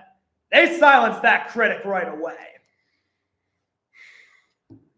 I mean, I wasn't really a fan of Phineas and Ferb going up. I mean, I was early on. My sister was a huge fan of that show, but yep, there's still a bunch. There's still a few lines, but like even if the Ravens win this game, I'm gonna use a famous line from that show. Don't make a mountain out of a molehill. Don't make a mountain out of a molehill. Because don't make a big deal out of this one. Because this game is not revenge for January. This is setting the tone for the season. Exactly. And you don't want, if you're Buffalo, you don't want to be plastered as a team that can't deal with the big boys, especially in the this is why so many pick the Ravens to win a Super Bowl, dominant in the trenches, dominant on what looked to be the back end. And maybe that'll all manifest together. I said in the offseason, I said this past summer, I said people look at us the same way they looked at Philadelphia last year. I said if they can do it, I see there's no reason why we can't. But like this is huge for the Bills because like when you think about this, Owen, the Bills haven't won a road playoff game since the 1992 AFC Championship in Miami. They have not won a road playoff game in 33 years. That's why like getting home field advantage is so important. You got Lancaster High School. Don't know what team this is, but it's McKinley High School. Those are in a nearby conference. Joe Andreessen, Buffalo native, played at West Seneca East High School. If I'm not mistaken, there's another UB product. We'll get that later as Loop sends this one away, and it lands short of the landing zone. Whoa! Falls out to the 40-yard line. He got a little too fancy on that. Well, I actually, Andreessen went to Lancaster High School. So for years it was always if you kick the ball out of bounds, it was free. It was a free. Yep, it was a free kick. Now you can't kick it short of the kicking zone because it's the same rule. Yep, Lancaster High School for Andreessen. There's another UB product, Sean Dolak, who was one of the best linebackers in the country. First team All-American as Allen under center of the snap. 1st and 10 on the 40-yard line. 2 times set. Josh Palmer in motion from left to right, and off the snap, straight ahead handoff James Cook. And up to the 45 he goes. The rookie Mike Green with a stop after a gain of 5. But good job by Joe Brady still sticking to the run because like usually when you're down 14 against a team like the Ravens, most teams panic and try to throw the ball. But here, the Bills are saying, just take it one play at a time. Don't try and think you can get all of it back. Just chip away at it. 2nd down and 5. Ball on the 45-yard line. Allen under center again takes a snap, straight ahead handoff. It's Cook, and up ahead to the 48-yard line he goes. It's a gain of 3 to set up a 3rd down and 2. Massive play. Going back to the whole high school thing, Sean Dolak, who was one of the top best linebackers in the nation last season, 1st team All-American, and ended up going undrafted and beat out a drafted rookie, Chris Paul Jr., to make the roster for the Rams. And there's another high school matchup that happened this weekend I'd like to highlight, but I get back to the game at hand. Khalil Shakir in the backfield. Allen shotgun snap. Allen looks his way initially. That's not there. Stepping up, and Allen picks up the 1st down. First time we've seen Josh Allen. First time we've seen him take off today, and Got to look at the New Jersey pass for the final season at Highmark as Allen picks up the first with a short gain. Vintage Josh Allen. And the Ravens have done a good job keeping him in the pocket this game. This was the one play they didn't have a quarterback spy out there. And you have to have a spy out there against him. 5 yards on that last play as the Bills keep the drive alive. With 11 minutes left to go in the third quarter, 27-13 to score. The Ravens over the Bills. Allen under center takes the snap and hands it off. Cook gets a couple of blocks and darts ahead up past the 40. Met at the line again, and he takes it down with a first down on a pickup of 11. That was a very risky play because if he hands it to Kincaid, he's decked for a loss of 7. Yep, going back to that high school thing, Canisius High School played Scranton Prep, and Canisius won 41-28. Canisius is led by top 10 running back in the class of 2027, Elijah Kimball, who's already gotten offers from schools like Ohio State, Tennessee, and Syracuse. I know Ohio State is going to be gunning for him for sure. That's all I can say because they love those quick and elusive backs. Shakir in motion on this 1st and 10 snap. Allen under center takes the snap as time. Now lasers it over the middle in a tight coverage and broken up around the 20-yard line, and that brings up 2nd down and 10. Josh Palmer appeared to be the intended target. 10:03 to go in the third. 2nd and 10 coming up. Well, Allen hasn't taken many chances down the field. When you look at the Bills' offense in the Joe Brady system, they're a team that especially against a secondary like the Ravens, they like to play the short and simple game. Kyle Hamilton again. That's why you pay him the big bucks. And we talked about this. I thought that contract was a bargain, but 2nd and 10, 36-yard line of the Ravens. 2 receivers left, 1 to the right. Allen in the shotgun. Cook, the running back to his left, takes a snap. 4-man rush on Allen, who dumps it down to Cook at a 34-yard line. Strong tackle made at the 34 by Wougier. Gain of 2, and it's 3rd down and 8. And you were saying the Hamilton contract was a bargain. I think it was as well, especially since I have him winning Defensive Player of the Year for crying out loud. Not Parsons. Well, and the reason I'm not because I'm biased, but because I know, wasn't the last time the DB won Defensive Player of the Year Stephon Gilmore? Yes. Yeah, back in the 2019 season, 3rd and 8 here for Buffalo. Well, no, Sturtan won last year. Yeah, under 9.5 minutes to go. 3rd and 8. 2 receivers on either side for formation. Allen the shotgun. Here comes a blitz. Allen does just it at the 30-yard line, complete. What a tackle! And strong tackle. Roquan Smith drops. Oh, we got a decision to make. Yep. I go for this. Yeah, I 100% go for it because if you kick the field goal, you're risking going down 3 scores. Yep. And we were talking about the aggressiveness on 4th down earlier, and this is the obvious situation where you have to go for it. And Allen also looked for a face mask. Kyle Hamilton got in his grill. Well, the Ravens have been up. Well, honestly, anyways. 4th down and 5. 2nd highest rate on 4th down conversions last season for the Bills. And off the fake, Allen has time, looking, and rifles one down the field. A lot of contact and a flag run at the 4-yard line. Jair Alexander had the coverage on Josh Palmer, who was interfered with on the play, and it's 1st and goal Buffalo at the just what the Ravens didn't want to do. That gets it and this was obvious PI. Mm-hmm. And that's massive. If the Ravens get that stop, this game could very well be out of reach, considering they haven't punted yet. But got those hands hemmed in. Palmer almost had that. Would have been impressive. I still think the Devontae Ross touchdown catch yesterday was better. Speaking of, do you think there are 10 plays in any football game that have been better than that catch? Yes or no? That wasn't even the best play of the whole game. Allen in the empty backfield on 1st and goal from the 4. Could see a QB draw here. Yeah, I could see it. Allen shotgun snap. Exactly what they were. Looking for blocking. Tries to turn the corner. What a tackle. And he's met hard at the 2-yard line by Smith to make it 2nd down and goal. Allen chasing some history. We'll get to it if he plows into the end zone. But that's a huge open field tackle by Roquan Smith. And Roquan, he was clowned on this offseason because last year he was overweight, he was lazy. But, you have to remember, Trenton Simpson wasn't ready to step in. And not to mention, he had to play 3 positions at once. Second down and goal. Ball at the 2-yard line. Cook the lone setback. Multiple tight end formation. Jackson Hall's in motion off the snap. Allen hands it off. Cook straight ahead into the end zone. Touchdown, Buffalo.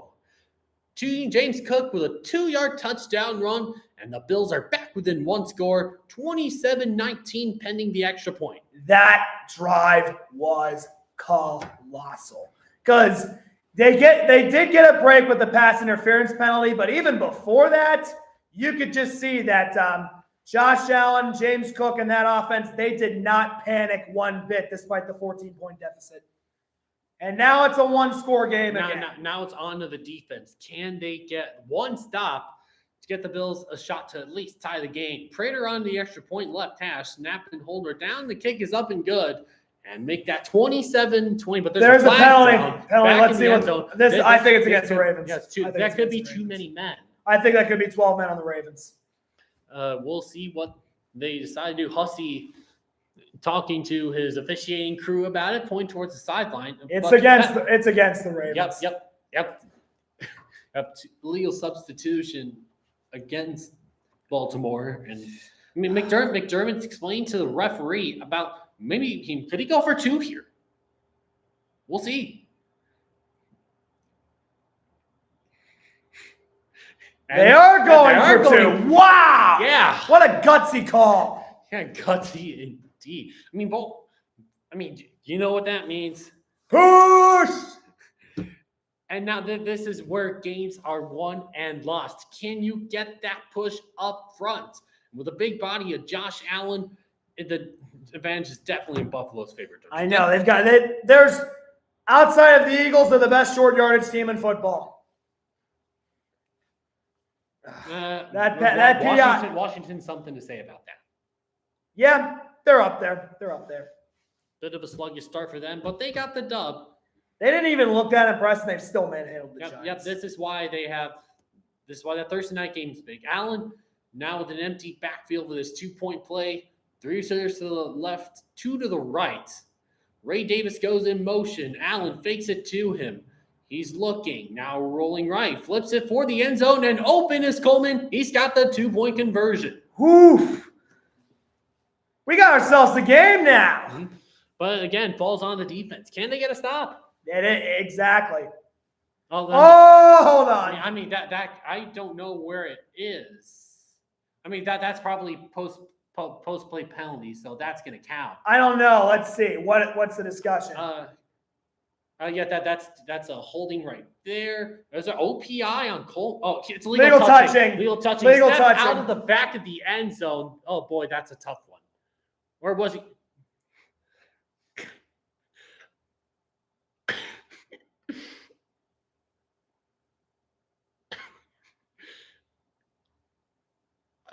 Incomplete. Legal touching. It's an incomplete pass. Illegal. What a break for the Ravens. Wait. That's an incomplete. It's an incomplete pass. Yeah, incomplete pass. 2-point try. No good. I'll give Keon Coleman I'll give Josh Allen a lot of credit for extending the play. But unfortunately, the Ravens, you can't make this stuff up.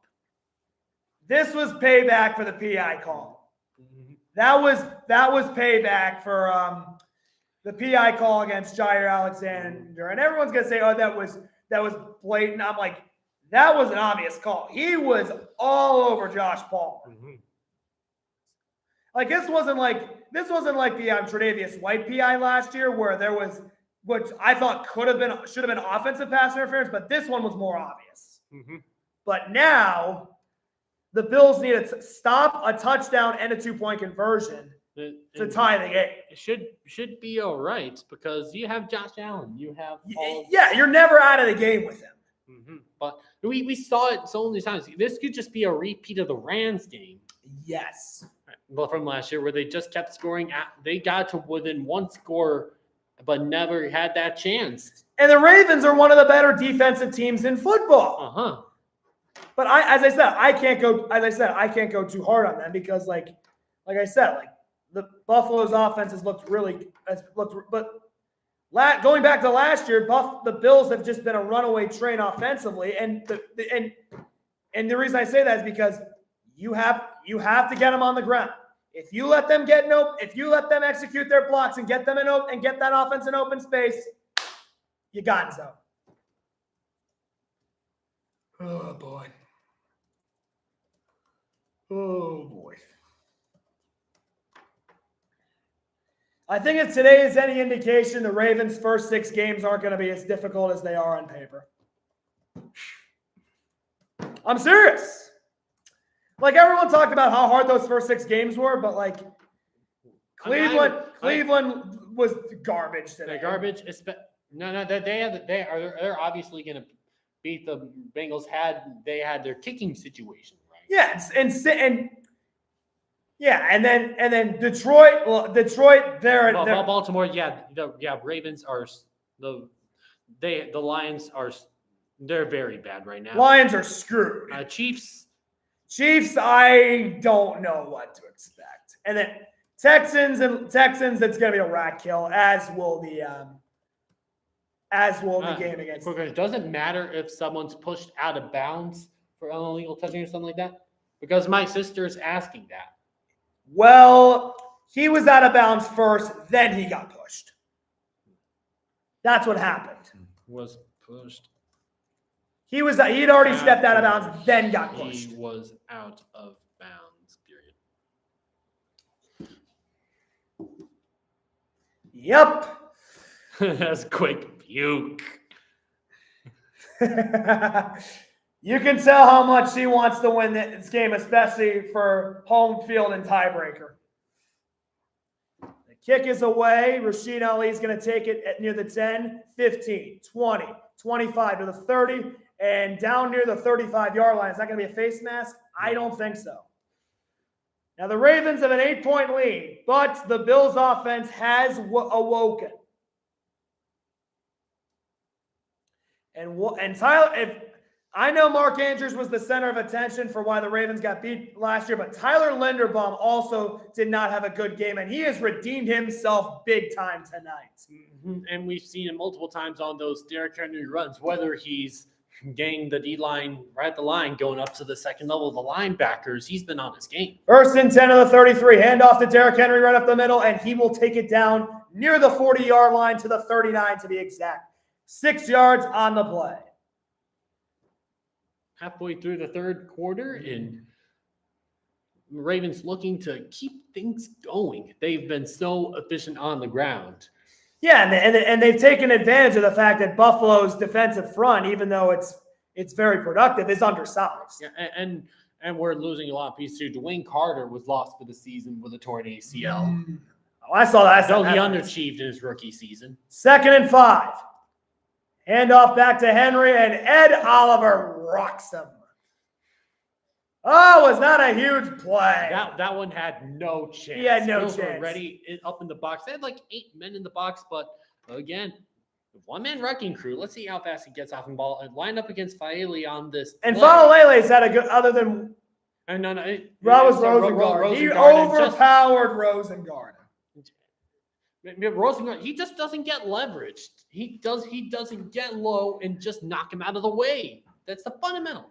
3rd and 10, high snap. Jackson has it. Takes a shot downfield, and it's going to be incomplete. Is there a penalty? No. Probably a miscommunication because that ball is way out of his reach. And old Mo may be switching jerseys. I don't know if Bateman stopped his route. We'll get a look at this lineup against Benford on this play. Got a tug on the back of the jersey, but I don't think that's. I didn't see a real tug. That's not PI. Mm-hmm. That's clean. So Jordan Stout into punt for the first time tonight, and here's the kick. It's going to be taken near the 20, and that almost was a kick catch interference, and the Ravens are going to get away with it. I'm not sure. Did he still? That was Keon Martin, the undrafted rookie who made the tackle. I'll be right back. I don't know if we'll be back on the field. Nope, we're going to a commercial break. You better hurry up. I know.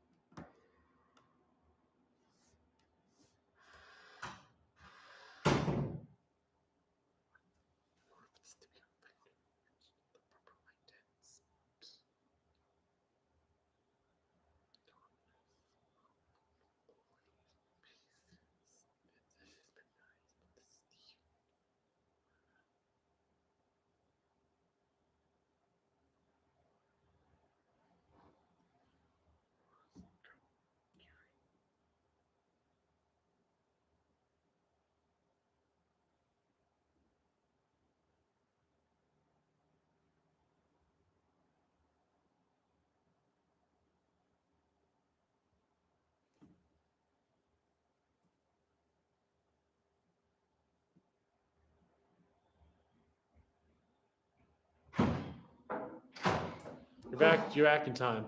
I know. Well, I'm pretty much lost in one league. This league, How many fantasy teams do you have? I'm running 6. Whoa. This one looked to be good because I have DeAndre Swift going tomorrow. Although Brian Flores' defense. Though I will say this, DeAndre Swift knows Ben Johnson's scheme from his time in Detroit. That is a good way to put it. But it's a new system, and all eyes are going to be on Caleb Williams. He has all the pieces now. Can he execute?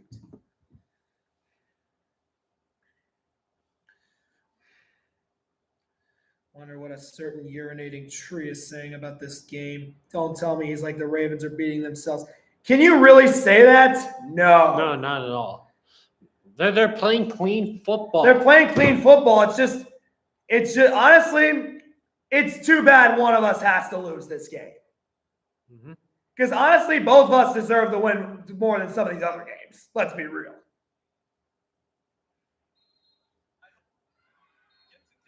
All right, so we're back at Highmark Stadium. I'm looking at Cerrone. He was at a volleyball game against New Hampshire, calling it for Big Ten Plus. He had a volleyball go right to him. Yeah, he got domed by it. I mean, same thing happened with Andrew Deal in Pittsburgh. Yes.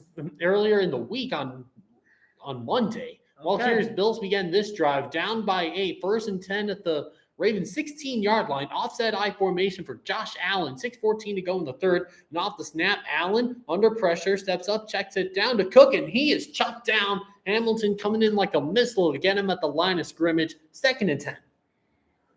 Yeah, that was a good job by the Ravens because, like, even though Kyle Van Noy does not get to Josh Allen, it forces him to dump the ball down. And I mean, look at Allen's mechanics now compared to what it was. It's a much more straight. It's night and day. Much more straight, if you will. Comes to show you what a good structure can do for a team. Well, here's a 2nd down and 10. Ball on the 16-yard line again. Allen takes a shotgun snap, rolling right a bit. Now, navigating the pocket, flags down in the backfield. Allen's going to run, but this is not going to stand. Holding against the Bills. Got brought down at the 25-yard line, but it might have been Dawkins to the left tackle. And Hussey taking a little lick of his lips there, and it is That's a killer. And half the distance penalty pushes them back to the 8. It's actually the right tackle, Spencer Brown, guilty of the hold, who's become a mainstay himself on this offensive line. And the Bills rarely make any penalties on the offensive line. They were the least penalized offensive line in football last year. It was Van Noy who brought the heat, and Johnson Brown getting beat on that play. Had his right arm wrapped around Van Noy's jersey. Yeah. Guilty. Now the odds are up against Buffalo. It's 2nd and 18. 2nd and 18, but hey, another penalty can just get them right back to where they were. Trips left, and one receiver to the right. Allen in the shotgun. Davis the lone back to his right. About 5 minutes to go here in the third in an 8-point game. Allen takes the shotgun snap against the 4-man rush. He steps against the pressure. Now we'll look to shovel it ahead. Caught by Shakir at the 17. Turns it upfield. And right near the line to gain, he is going to be just a half-yard short. What a play. 17 yards there on the play. Very impressive. I mean, he nearly gets sacked on that play because Van Noy beats his guy on a delayed blitz. And well, here's the sneak. Allen gets it barely. Easily. Oh, wait a second. What's going on? Well, and now Kincaid's looking for a penalty after some extracurriculars.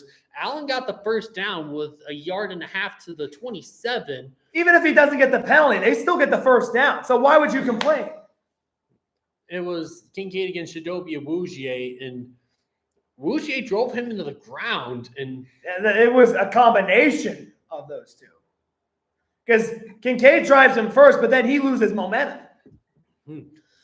Kincaid can't believe he didn't get a call. Yeah, that's not worthy of a call because it's on both of them made contact. Allen under center in the tight formation. 1st and 10 from the 27-yard line. Here's a snap in the toss right side. Ray Davis looking to cut it back. Doesn't get much, only a yard to the 28-yard line. Tavius Robinson in on the stop for Baltimore. I think as I mentioned earlier, if the Ravens, if they're going to beat Buffalo, they have to limit yards in the open space on running plays and yards after the catch, because that's where the Bills do most of their damage.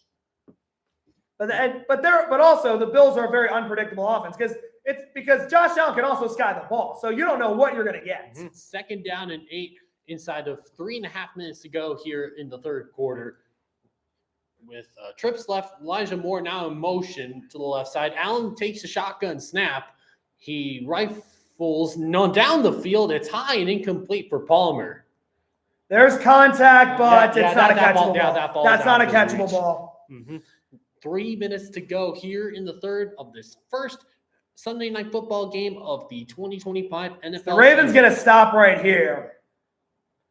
That could be big because they could go on a long drive and go up 15. This is a huge play for both teams. And now you may just look to try and get this to the 4-down territory if you're Buffalo, like 4th and 2, something like that. Well, if you don't get any yards here, you have to punt. See, they do 7 on the play clock. 2 men in the backfield on 3rd and 8 for Allen in the shotgun. 2 receivers left, 1 right. Shotgun snap to Allen. He's under pressure, rolling away to his right. And Allen will set his feet, looking for something. He rifles downfield, and it's broken up. Kyle Hamilton. Hamilton was glued on Shakir, forced the incompletion, and the Bills are faced with 4th and 8. Yep, and it looks like they're going to punt the ball back. And they missed a holding call again because Brown is all over Montebique, but I don't think that would have been – there was contact, but I don't think that's enough to warrant a holding call. And yes, there's as I mentioned earlier, this officiating crew rarely makes any boneheaded calls. Yep, Brad Robbins on the punt. He sends this one sky high, and calling for a fair catch is Webster. He does so at the 32. And that's where the Ravens will get the ball on offense up by 8 with 2:42 left in the third. What a stand that was. Because after – momentum shift. Yeah, because I thought after they punted the ball, after they went 3 and out, I said they've opened the door for the Bills to get back to possibly tie the game up. But now, I think the ghost of Bo Schembechler is whispering in John Harbaugh and Todd Monken's ear, "We didn't run the ball enough. We've got to run the football more." Yeah, that's the thing. The thing is, if the Ravens are going to be successful now running the ball, they've got to go into 11 personnel, because if they try to run the ball in those I formation or 2 tight end sets, Buffalo's just going to stack the box. Mm-hmm. At this point, the Bills are probably just going to stack the box in that formation, and that's when you try to take your chance down the field. Exactly, and these safeties aren't typically the best. They got burned in that preseason game against the Bears. And that was probably the most alarming thing to come out of training camp. And not only that, but also they're down 2 of their key corners as well. Mm-hmm. So that, as I said, they're putting all their emphasis into stopping the run right now. And that's why you're going to see them put 7-8 guys in the box, which I think is tempting, because in years past, if you did that against the Ravens, especially under Greg Roman, it was usually a recipe for success. Now, for the most part, you can't do that because – And Derrick Henry. No, yeah, not only Derrick Henry, but also the Ravens have weapons on the outside. Exactly. Zay Flowers, you have Rashad Bateman. They haven't even used DeAndre Hopkins yet. And Mark He's washed. DeAndre Hopkins is washed. He's not going to do anything. Why is he even being chosen in fantasy drafts? Well, the thing about the Ravens is that with their offensive structure, you don't know who outside of Lamar and Derrick Henry, you don't know who that third star is going to be. Because tonight it's Zay Flowers. Next week against Cleveland, it could be Mark Andrews. And then after that, it could be D-Hop. It could be Isaiah Likely when you return. Exactly. That's why I'm saying they haven't used DeAndre Hopkins and Mark Andrews because the thing is they're just trying to get everybody balanced. That's the thing with an offense like this when you have so many weapons is you've got to keep the other team guessing. Oh, that's a great play right here. And normally on a 3rd down play like that, usually the Bills get it, as history has shown us. But Hammy was having none of it. No. And Hamilton had to jog off to the locker room, apparently. Oh, boy. That's bad news. That's not good. good. I'm guessing it's something on that left elbow or something. They might put another arm sleeve on it. 1st and 10 at the 32-yard line. Jackson in the I formation. King Henry the setback. They fake it to Henry. Jackson throws to the outside. It's caught by Zay Flowers. He's on a dead run once again. He's like Secretary at the Preakness, rumbling down the right sideline. Out of bounds into Buffalo territory, the 27. Again, Yang Flowers in the open field. We saw it on that touchdown, and now here, getting a little crossing route, which frees up Dorian Strong. I said it during the commercial. If they stack the box, this is exactly what's going to happen. And Flowers isn't just a burner. He can generate after the catch. He's the first ever Ravens receiver that was drafted by them to make the Pro Bowl, which is saying something. 1st and 10, 2 tight ends. Derrick Henry gets the carry up the middle, and he is stuffed right about the 30. Make that the 29-yard line. It's a 3-yard pickup. It'll be 2nd and 7. Now, inside of 2 minutes, you see Flowers coming back onto the field. Maybe you see Jackson rolling out on this play, trying to give him the option to either use his legs or get a ball to a target like Zay Flowers, whose absence, yeah, you can see him making that gesture on the sideline. The Ravens fans know how missed he was over that game. I know. Not only him, but Rashad Bateman got hurt late in the game. 2nd and 7 of the 29. 3 wide out set for Jackson. Flowers goes in motion. Jackson, 5-man pressure. He takes a shot to the end zone. It's going to be caught by DeAndre Hopkins. Touchdown, Ravens. Bring out the nukes. His first catch as a Raven is a 29-yard touchdown. It's 33-19. Did you see that? Go to war, Miss Agnes. One hand with the right hand. Benford had his left. Anquan Bolden 2.0, ladies and gentlemen. This is the type of receiver. I know he's not what he once was, but a big body receiver with that catch radius, that is what this offense needs. Wow.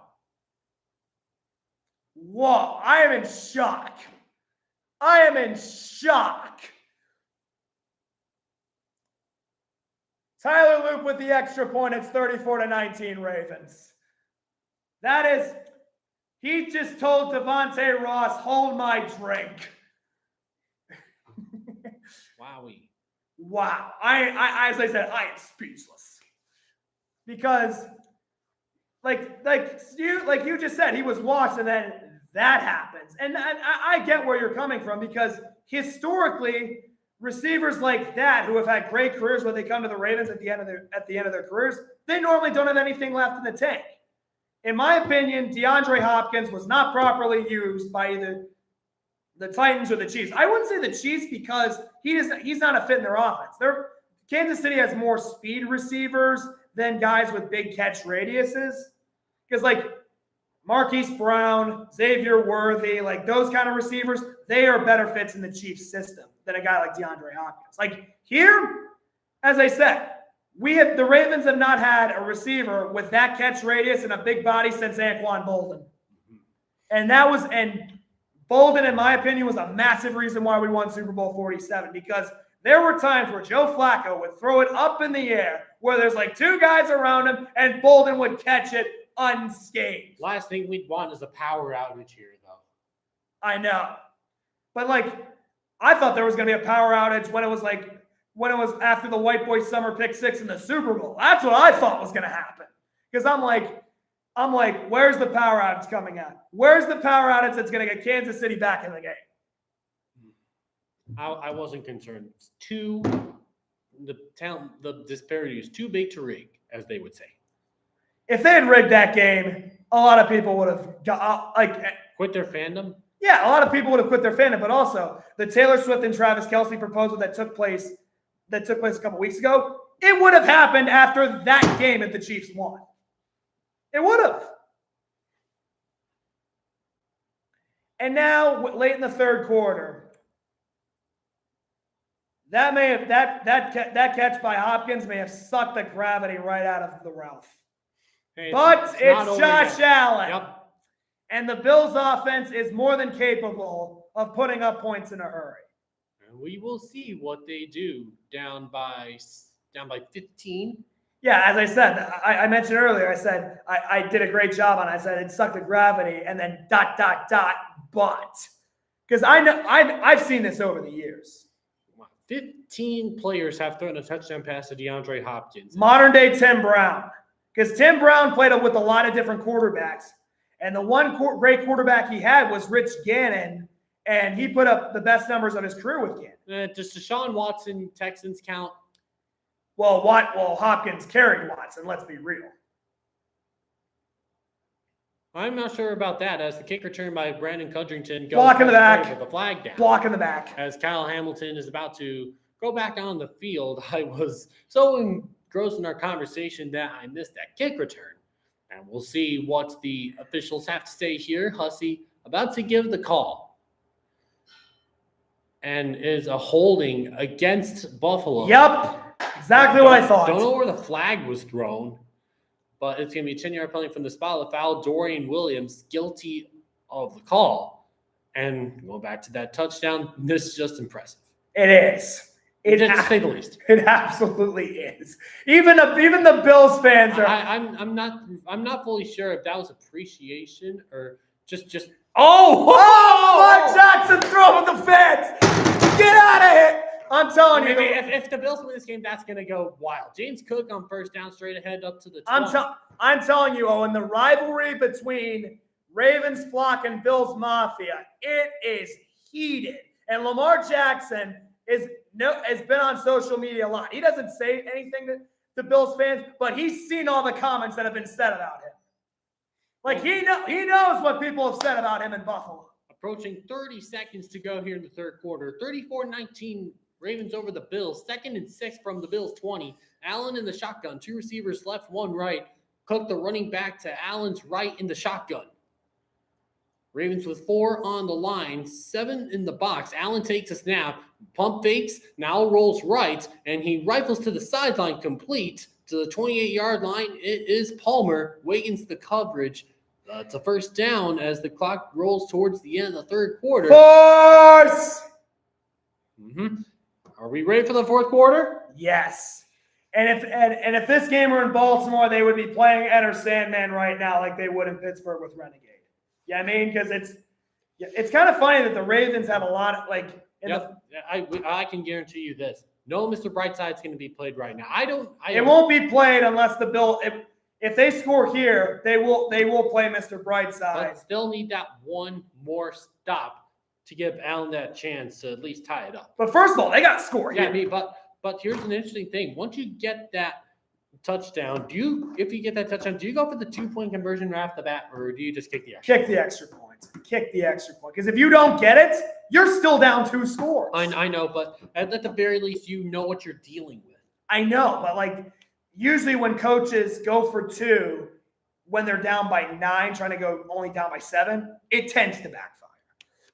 So for my perspective, if I'm Buffalo, kick the extra point because if you kick the extra point and you get a stop, you can still get the touchdown, go for 2, and tie the game. That's the thing. Like you don't necessarily have to be desperate. And one of my best friends, Bonnie, she's going to bed. She's had enough of this. Don't go to bed. Could be an For me, don't go to bed because if there's anything, as Jack Harrison said last year during the March Madness stream we did for Com Radio on 90.7 The Line, he said it's never over until the clock hits 0. As I said, the Ravens may be up by 15, but this thing is far from over.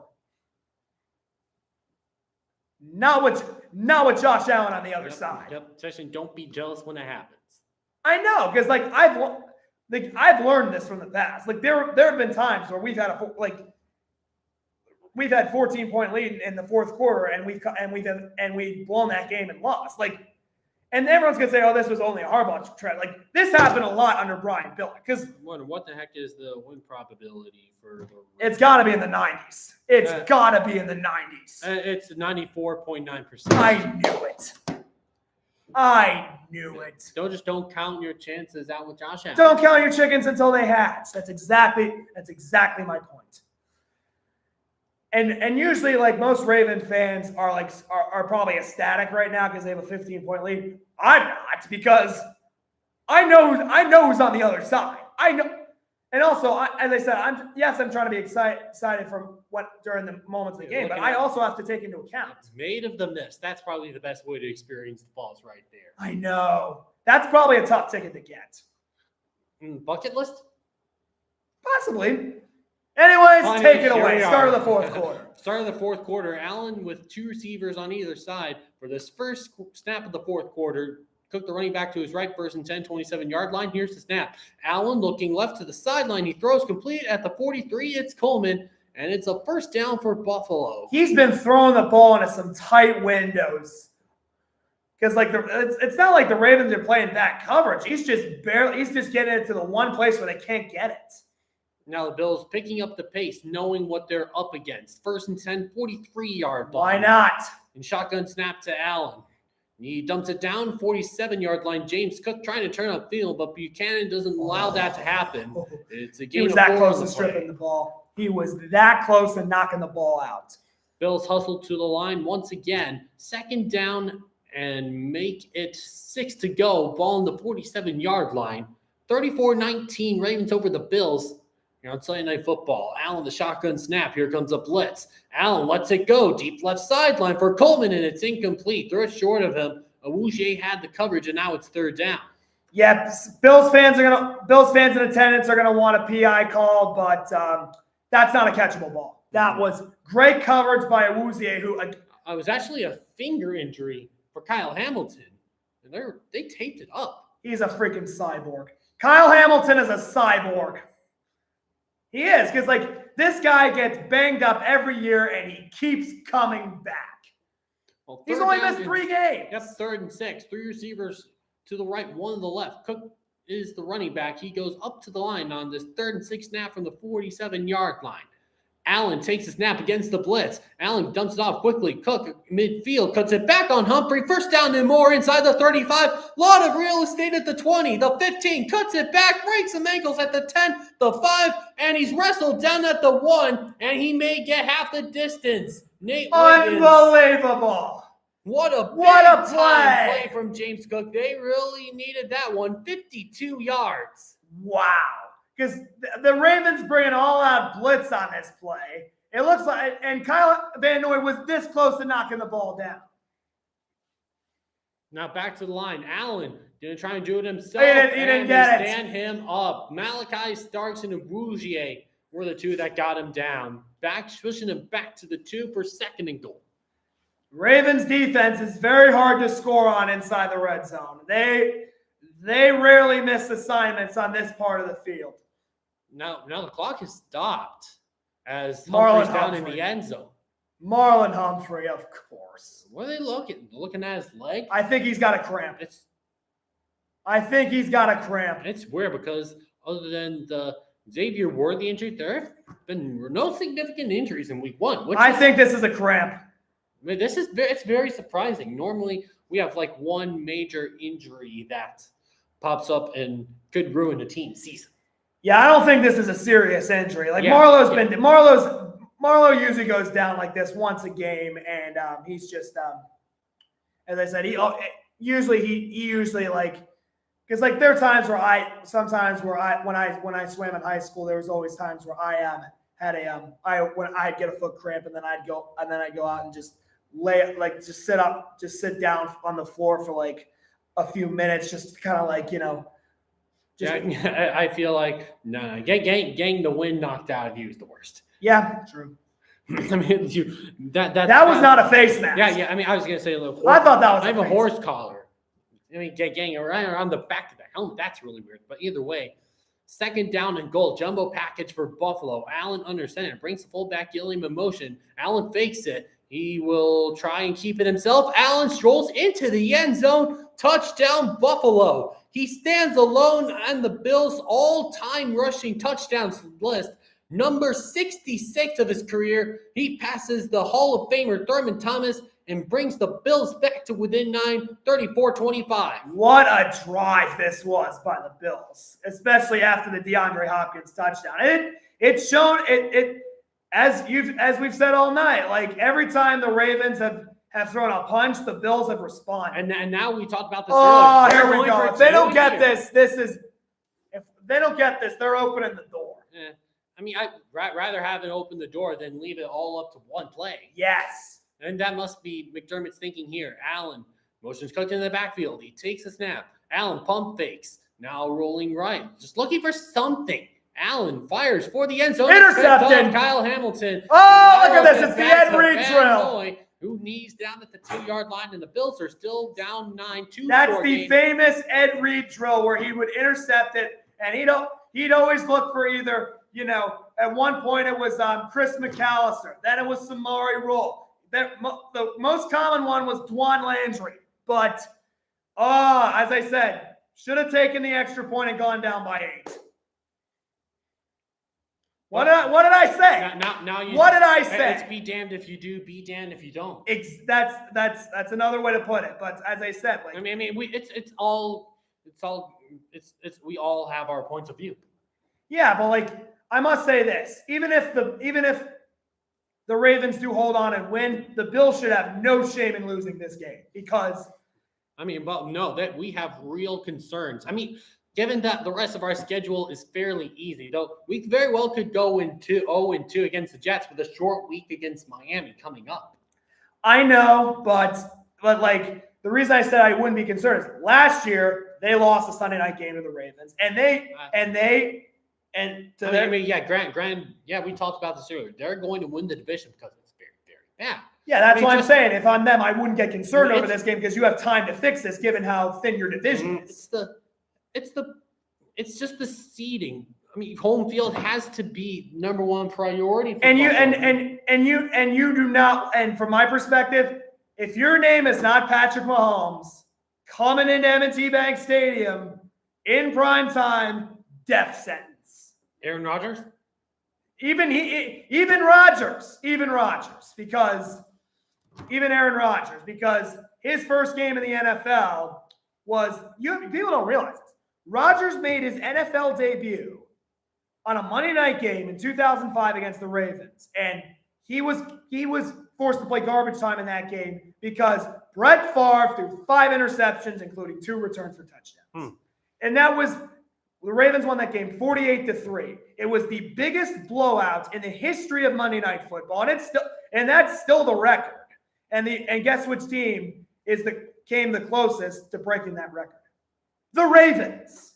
In 2019, they beat the Rams in what I like to call the Monday Night Massacre Part 2. Because the other 2 times that Rodgers played in Green Bay, he won both times. Granted, one of those matchups was against Tyler Huntley. That was in Baltimore. But like I was there, the game he didn't play in 2017. I was at that game in Green Bay. The Ravens shut out the Packers. Yep. Packers, welcome to the abyss. Population -1 Aaron Rodgers. Maybe we should start experimenting with alcoholic cheese. They made the Ravens look like their 2012 vintage. Mm-hmm.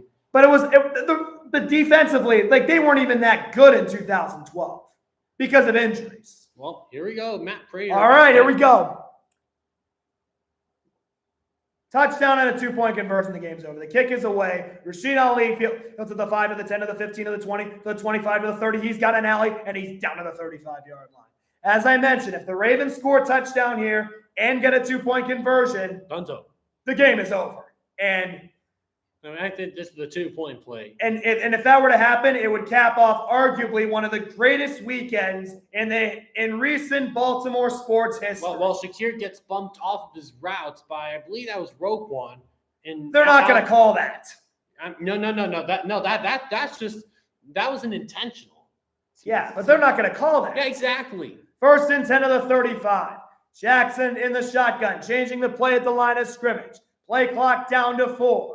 Jackson looking, Halftime throws it to the outside. It is incomplete. He underthrew Zay Flowers, and it'll be 2nd and 10. And this is probably the first time we've seen Jackson beat off on a pass. Yeah, and he rarely misses that throw. Rarely. Because like 6 catches, 134 yards, plus the all right. 2nd and 10. 12:40 left in regulation. Ravens up by 9. Jackson in the shotgun. 3 wide set to the left side. Jackson, 4-man front, throws a screen. It's complete to Justice Hill, and he takes it down just shy of the first down line to gain. The question is whether or not that ball stayed above the ground. I thought that hit the ground. Ravens Let's take a look. Try. Let's take a look.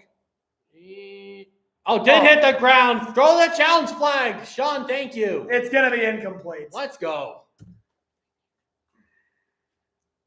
Yeah, you saw my. Yeah, I saw it. Yep. That wasn't even a challenge. Replay corrected it. And a good job by them. So because they did.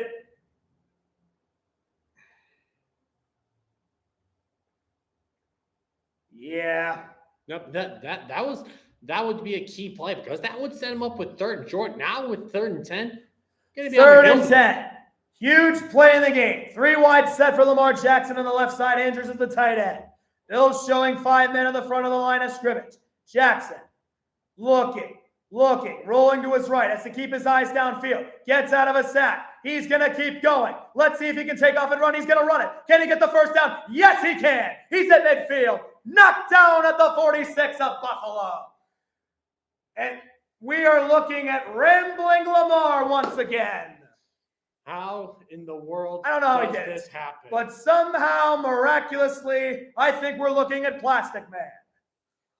Yes, Merrill Reese, I had to quote you on that. Thank you very much. At the very least, do you have to pull back if you're the Buffalo defenders? I know you're in hoppers too, but you just have to get where this guy's going. This is what drives defensive coordinators mad. 1st and 10, 46-yard line. Derrick Henry, the carry off left side. He's got a hole. He's at the 35, 30, 20, 10, 5, touchdown!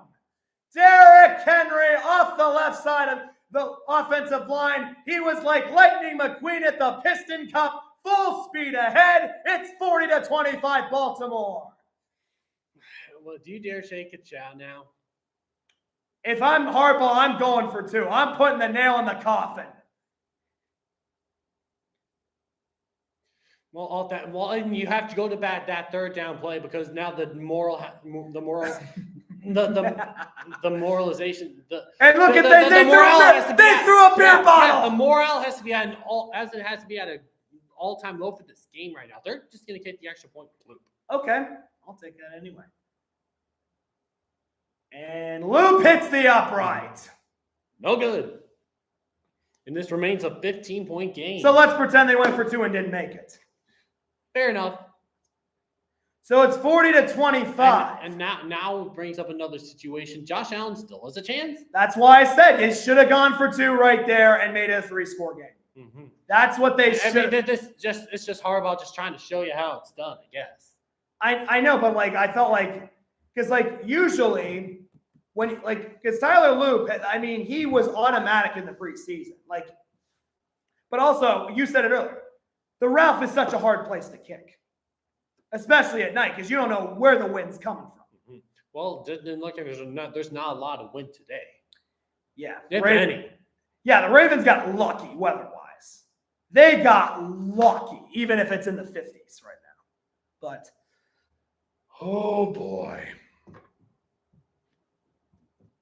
As I said, it should be safe and sound, but we've seen this movie way too many times. And the only other quarterback that I would get nervous in this situation is probably Mahomes. Maybe Joe Burrow, but the Ravens, if the Ravens, as I said, the difference is when the Ravens play the Bengals, their scheme is usually easier to pick apart if you have the talent and personnel. Buffalo, you don't know what they're going to get. What do we have here for Derrick Henry now has 175 rushing yards. He's going to go over 200. He's going to go over 200 yards. You think so? Okay. I think he is because they're going to get the ball again. Yeah, last year, I think it was after the playoff game against Pittsburgh, Lamar Jackson told, I think, Jamison Hensley, who's been a longtime Ravens reporter, he said, Derrick Henry reminds me of Lightning McQueen in the movie Cars, like, because he's not only burly, but he's so fast. And then the Ravens media came out with in Ravens Wired that week that before the long touchdown run by Henry against the Steelers in the playoffs, there was a sketch where it said, "Focus, speed." My dad just said, "I am speed." Dad just said, "You had them and let them out." That is what it was. That was that third down play, and just Lamar Jackson is one of a kind. Lamar Jackson is one of a kind. Like the things he does, you can't teach. The only other quarterback that could do such a thing is Josh Allen and Patrick Mahomes. Does Derrick Henry go older with age, just stronger with age here as Loop sends it away? It's a straight liner here to Countryton, who returns it from about the 3, makes a spin move, but Buchanan makes a stop at the 27, and that's where the Bills offense will take over, down by 15 again. Here's the thing about with 11:35 to go in the game. Here's the thing about Derrick Henry. First of all, his conditioning program is ridiculous. It's something we haven't seen out of any running back since Walter Payton. And also, the Ravens are a much better organization than the Titans. That's the thing. Like, there's more structure in our organization than Tennessee's. All right. Tennessee's a team that does not give up a lot of explosive plays. Buffalo's given up a lot of them today. 2 receivers right, 1 to the left. Cook the running back out of the shotgun. Allen takes a snap. He guns it quickly to the sideline, completes to Coleman, and scoops out of bounds right around the line to gain. Stopping the clock with 11:30, and now it keeps on going. But Ravens have 8 plays of at least 20 yards today against a team that does not give up a lot of big plays. And it's the same on the other side. Ravens don't give up many big plays either, and Buffalo's gotten quite a few of them today. Second and a short one. Allen, the snap looking left, goes that way, complete at the 40-yard line to Shakir. It takes it to the 43-yard line here. As they pick up the first down, the clock continues to roll now at 11 minutes here in the game. Teddy Bruschi's eating his words big time right now. This is not little brother bowl. This just isn't. Allen takes a snap on 1st and 10 and lost one short. Intercepted! Was it picked? Chidobe Awuzie. And it does not appear as though that ball hits yes! the ground. It is. Let's go, baby! Allen's looking for Palmer, but underthrew Let's see. Does he have? Awuzie dumped in front of it. And no, does not. That ball, I think. Does his hand come underneath it? Does his hand come underneath it? All turnovers are reviewed. Yep. Let's see. Does the hand come underneath? I don't think you can get from this angle. You can't get from that angle. That's close. I don't know if it's going to stand. This is the best angle. You can't see the ball from that angle because he has the black armor. It's hard to see, but like. No, they changed it back to being complete. As I said, it was a 50-50 call. But even if he doesn't complete the process of the catch, that's a good play. Mm-hmm. Because at least he showed the effort. And now 2nd down and 10 after the incompletion. Ball what still a on the break 47-yard line. Shakir in motion on the left side. 2 receivers left, 1 on the right. Allen takes a shotgun snap. 4-man rush coming. Allen under duress. He steps up and will try and take off. Allen across midfield and slides down right around the line to gain at the Ravens 47. And they give him yards. They marked him a yard short. They marked him a yard short. A gain of 9, 3rd down, and 1 to go inside of 10:38 to go with the game. Even if the Ravens have gotten shredded yardage-wise against the Bills, I can't go too hard on the defense because Buffalo's offense is quickly the line go to the Bills, and Davis on a handoff tries to bounce it outside. And holding, it's coming back. May have been, yes, Deion Dawkins got right up. Davis dropped for a 3-yard loss. It'll be interesting to see the Ravens decline the penalty. Decline the penalty, force 4th down. It'll be a 4th and 4 if Harbaugh does decline. As we go to that play, Allen? Buffalo got screwed. They got screwed on that call. Because they should have given him the 1st down. Yeah, they started the slide right there. Ball, who knows? Kenny Pickett rule. Kenny Pickett rule. And we'll see what the penalty is, but ball, I don't know if that's across, but it looks to be right on that line. But that's all obsolete as still assessing the penalty. It's a holding against Dawkins, and they will accept the penalty. Okay. I get why they're accepting it to make a third and long. Because the Bills, they have to go for it no matter what. I know, but and as we keep saying, they're very good in short yardage situations, and also you want to burn more clock if you can. And this is a situation where they will likely have to burn more clock, and I'm guessing they're going to stop it at the frame where he honestly, it's funny that the Ravens rarely get ref ball in their favor. Rarely. Oh, 3rd and 11. Allen the snap. He has the blitz picked up, and he's sacked at the 37-yard line. And inside of 10 minutes to go, it is 4th down, and the punt team will have to come on. Whoa. That's the first sack of the game for the Ravens. The Bills' offensive line has done a tremendous job against this Ravens defensive front and pass protection. Throw that out the window. And now Brad Robbins on a punt for the first time in a while, gets a snap and sends it away. And Webster will come up and let it. It takes a Bills Ravens bounce, and it's fielded at the 35-yard line by Reed Ferguson. Just a short punt of 32 yards there. Yeah. And now the Ravens up by 15 will get the ball with a chance to put the nail in the coffin. Yeah. I did not expect this from the Ravens offense tonight. I didn't. I knew they were going to put up points, but not like this. And maybe it could be a second straight game where a dog whistle's in play. What do you mean dog whistle in play? Where you have to this serves as a wake-up call, if you will. I think it is. Because offensively the Bills are going to be fine. Yep. They are going to be offensively, fine. But defensively, you either need to make a move on defense or maybe we'll just get healthy. Because exactly. Because this is where they miss those two corners. And I know Tre'Davious White is not what he was. Yeah, but even Hairston could do well. Yeah, Harrison looked very good in camp before he got hurt. I mean, that at least thank goodness our bye weeks early. Yeah, our bye weeks early. And honestly, people thought our first 6 games were brutal, but after looking at today, yep, could be very, very easy for you. Yeah, because Houston, the Ravens have owned them, winning 13 out of 15 games. The Rams are usually not good early in the season. Lions is the blackout. Falcons could give us a scare. Cleveland, the only games that worry me are Cleveland next week, especially since. No, I only see you lose if it's in Cleveland. Yeah, because we've historically. So the only reason I'm a little nervous. This one is in Baltimore. I know, but it's Flacco's homecoming. The entire Ravens alumni is going to be there, and you should see the comments that Browns fans made after we announced the fact that we would celebrate the 30th season of the franchise next week against the team and you have to remember, we were the original Cleveland Browns. Uh-huh. Their fans are gonna the media is gonna be rooting for the Browns big time next week. We'll see. They're gonna want us to lose. The media wanted us to I remember on First Take on Friday, the question was asked, how huge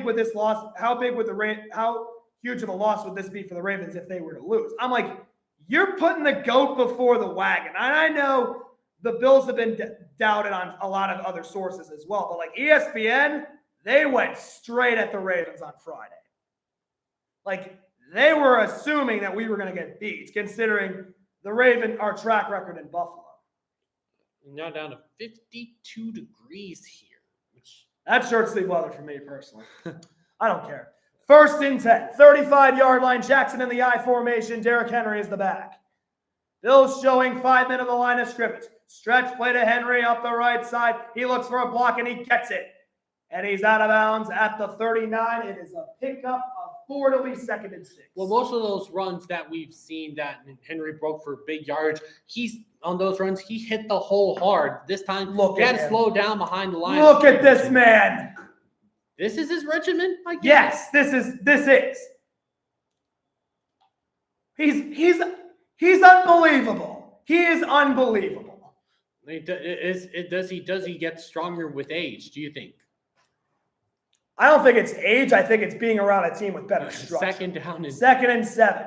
Back to Henry they go. And this time the Bills are ready for it. Yep, Matt Milano got the penetration, and the rest of the defense got there to finish him off. So his run total went from 178 back to 176.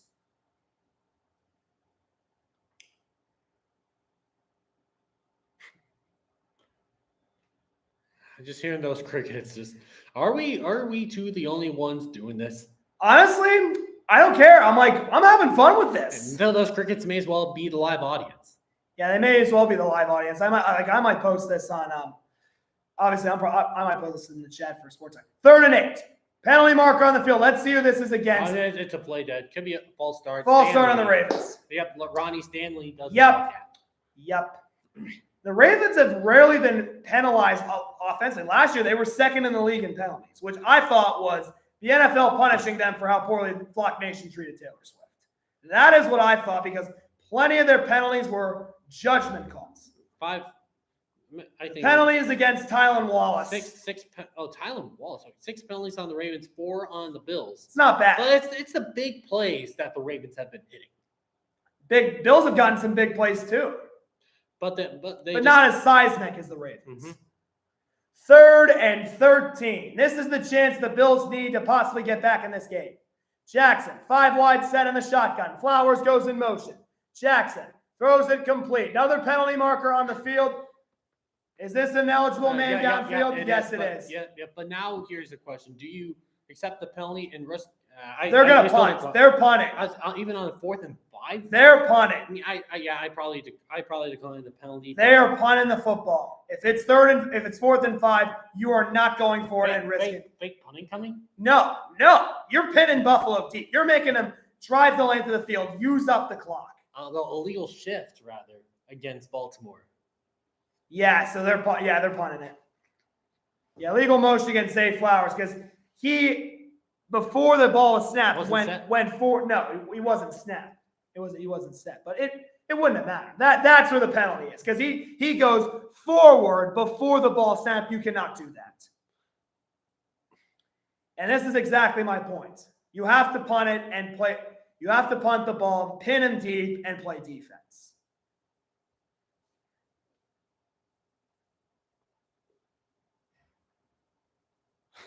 I saw that. He almost throw out that flag again. Why? So the former Nittany Lion, Jordan Stout, will be called on to punt for just the 2nd time in this game. And there's a kick. I don't think it was hit that well. Actually, it is. And it's going to take a Raven bounce. And it's fielded. It has to be inside the one. What? That's a touchback? He was down at the 1-yard line. Wow. What? I can't believe it. What wasn't it picked up at the 1? It was picked up on the 2.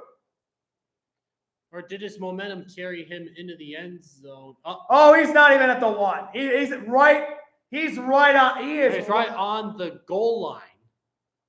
Does that ball hit the white? You can't see. You can't even see it. They're definitely going to look at this. This is close. Well, they're going to the line. 1st and 10, Bills. Throw the flag, Harbaugh. Looking at him, doesn't have that flag in his pocket yet. 2 receivers on the other side for Allen in the shotgun. 7:16 to go, down by 15. Allen takes the snap. He's looking left, goes that way, up the sideline. Coleman holds on at the 40-yard line. Big time play is 20 yards to start the drive as Buffalo gets on the line quickly. Wow. Now inside 7 minutes to go. Ball on the 41. 1st and 10. 2 receivers either side of the formation. Cooked it back to Allen's left. He takes the shotgun snap. Allen steps up and tries away from a lot of traffic. Peebles giving chase. Allen scrambles to the left and gets out of bounds around the 47-yard line or so. As you mentioned, you were outraged. As you mentioned, you were outraged by Lamar's escapability. You tend to forget that Josh Allen does the same. Yeah, I mean, look at this catch by Coleman. That's great timing by Starks to get there to try and break up on the ball, but a great catch. Aeneas Peebles put on the heat on that play, but 2nd down and 4 ball at the 47-yard line of the Bills. They took a lot of time in between those snaps. Allen shotgun snap. Rush is coming. Allen across the middle. He completes at the 42 to Palmer, who gets down around the 44-yard line. Ball at right there as the Bills pick up the pace, now approaching 6 minutes to go. If you're a defensive coordinator and you look at the film of this game, you're going to be like, ugh. Trips left for Allen in the shotgun. He takes the snap. He looks left, and this one's batted down at the line of scrimmage. Peebles. Yep, Aeneas Peebles got a hand in there. 6th round. He was a 6th-round pick, and it's interesting that even despite him being picked so late in the draft, a lot of Ravens fans were super high on him. I wasn't as high on him because I felt like that he would have a hard time beating out, Washington and not a BK, Jones, and even John Jenkins, but he's definitely found a place to stay. Now 2nd down and 10, 5:52 to go. Ball on the 44 of the Ravens. 2 receivers right, including the tight end Knox. 1 to the left. Allen takes a shotgun snap. Rush is picked up. Allen completes at the 40 over the middle. And down to the 37-yard line goes Coleman. Bills pick up 7 on the play to set up a 3rd and short as they try and get back to the line, approaching 5.5 to go. Coleman's had a good game, even though it's only for 69 yards. But those have been but every catch he's made, it seems like it's been crucial. Brennan said, well, we expected this. I didn't think the Ravens over yet. I know it's not over yet. Come on, get your head out of the clouds. 3. 2 receivers left. 3 receivers left. Now 1 to the right. Ty Johnson, the running back. Allen adjusts the play at the line. Johnson now motions closer to Allen. Allen takes the snap against the 4-man rush. Goes to his first read to the right. This one's incomplete and a flag. Wait, how's that a flag? 2 flags thrown as it appears as though Wiggins got a hold of Coleman's shoulder pad. I think that might be holding. I don't think it's going to be PI. That's probably going to be holding. But either way, it's a first down. I know it's a first down either way. Yep, PI. Yep, PI. I thought we were done with that. Yeah, a little fisted. I mean, a lot of the penalties that have been called on the Ravens tonight have been, unlike last year, have been non-arguable calls. Those are clear penalties. Like, it's not like last year where there were so many horrible calls against them. Like, this time, it's at least it's an obvious call. It's obvious. Bunch formation to the right for Allen, and Palmer, the lone receiver, left. On 1st and 10 at the 29-yard line, just over 5 minutes to go. Allen takes the snap, goes left, completes the tight end Kincaid, rumbles inside the 20, and is shoved out of bounds at about the 18-yard line. 11 yards in the first down as the clock stops with 4:59 to go. If you're the Ravens, and if you give up a touchdown, if you're the Ravens, you have to get points on. You have to either get points on the next drive, or you could simply just burn all the clock down. I know, because you don't want to give Josh Allen the ball back. Bills defense needs one more stop to get a chance to win, but first, got to get in the end zone. Trips right, 1 receiver left for Allen in the shotgun. 1st and 10 from the 18. Here's the snap. Allen lost one deep for the end zone, and Palmer, but he just missed him. Just beyond the outstretched arms of Palmer. 2nd down and 10 coming up. And he normally does not miss that throw. Normally, that is right on the money. That was great protection, great. Well executed. It's just too bad he just missed it by a little bit. And although I'll give Palmer a kudos for trying to at least make a nice effort to try and get the ball. All right. Now 2nd down and 10, 4:53 to go in the game. Bills down by 15. 2nd and 10 at the 18-yard line of the Ravens. Allen in the shotgun. He takes the snap against the 4-man rush. Allen lost one up for the end zone. It's off the hands of Ty Johnson. Buchanan had the coverage in the end zone, and now it's 3rd and 10. Oh, boy. If Johnson had made that catch, Raven fans tomorrow morning would be throwing the book at the rookie linebacker out of Cal Berkeley. They would be saying he is trash in coverage. And that hit him right in the hands. How do you drop that? How do you drop that? This is why you play running back and not receiver. There are some running backs that like Alvin Kamara was one of those guys. Kamara catches that. 3 receivers right, 1 on the left for Allen in the shotgun. 3rd and 10 to the 18. Here's the snap. Allen gets it out quickly, to the 13-yard line. Palmer tries to turn upfield, and he dives forward past the 10. He's still in bounds. Still in bounds. Clock continues to run as they mark him about 2 yards short. 4.5 minutes to go. It's 4th and 2 for Buffalo. This is the game. This is the game. If they don't get it, the Ravens win. This has been a longer drive than Buffalo would have liked. I know, especially considering that they know that if the Ravens get 2 first downs, if they score, it's over. Yeah. 2 first downs But they got to get this one right here. 4th and 2.5. Approaching 4 minutes to go in the game. 2 receivers left, 1 to the right. More in motion out behind Allen. Allen the snap. He has time in the pocket. Now rolling right. Van Noy giving chase. Allen on the run. Throws it high. And it is tipped and caught by Coleman in the end zone. Touchdown, Buffalo. Wow, what a play. I think it was Knox that got a hand on it and tipped it and ricocheted straight to the second-year receiver in the end zone. And Buffalo has a chance to get within a score if they can convert on either a PAT or 2-point conversion. I cannot fault the Ravens defense on that play one bit. That was a gift from the football gods. What a play by Josh Allen and Keon Coleman. My goodness. This time, Buffalo will opt for the extra point. Matt Prater on the kick. It's snapped by Ferguson, hold by Robinson. The kick is up and good, and Buffalo draws to within 8 with 3:56 to go. And now all eyes are on the Bills defense. Mm-hmm. Can they get one final stop? Now we go back to that touchdown. Marlon Humphrey did a great job dropping back into coverage. But Yep. Knox got him. That's a very, very lucky deflection because I think that ball was headed for Shakir in the end zone. Yeah, and they, as I said, I can't fault us for one bit because we had excellent coverage on the play. We timed it perfectly, and then that happens. And all you can do is just tip your hat. Mm-hmm. Tip your hat to who? All you can do is just tip your hat to Josh Allen and tip your hat to Keon Coleman. And also Dawson Knox. Yeah, Dawson Knox too, because he got the tip. He was what is he playing volleyball on that play? That's not your prototypical set. That's a volleyball play that they just executed.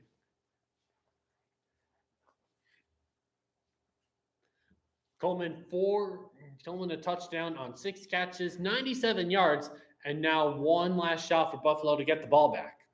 2 first downs and it's over. Here's the kick. Rasheen Ali takes it to the 4, to the 10, to the 15, to the 20, 25 to the outside, and he is dragged down at the 28-yard line. And with 3:50 left to go in regulation, the Ravens offense will come back onto the field once again. Lamar Jackson's only 13 of 18 for 203 yards passing, but he does have 3 touchdowns in total. And so has Josh when he has to carry the team. He's had to carry the team. Carry. Read option Lamar Jackson on 1st and 10. He gets it to the outside, and he's going to slide down inbounds. First down at the 42-yard line. Very, very smart play by a veteran quarterback. Yes. That was needed because all eyes are going to be on Derrick Henry. All eyes are going to be on Derrick Henry. And now the clock inside of 3 minutes and 20 seconds. If you're the Bills, do you consider taking your timeouts right here? If you have to. 1st and 10, 2 tight end set. Hand off Derrick Henry on a counter tray. And he lost the football, and the Bills, I think, have it. My goodness, I was scared. Unbelievable. They did get back initially, and it Unbelievable. is football. On a night in which Henry has dominated, the king may have just lost his crown. Unbelievable. Only the Ravens. Only the Ravens. The first turnover of the game goes the Bills' way, and Ed it's Ed Oliver who rips it out. Ed Oliver again, just like the playoff game last year. And a group of Bills led by Terrell Bernard were there to recover it. This cannot be happening to the Ravens again. This has been... Austin says finally.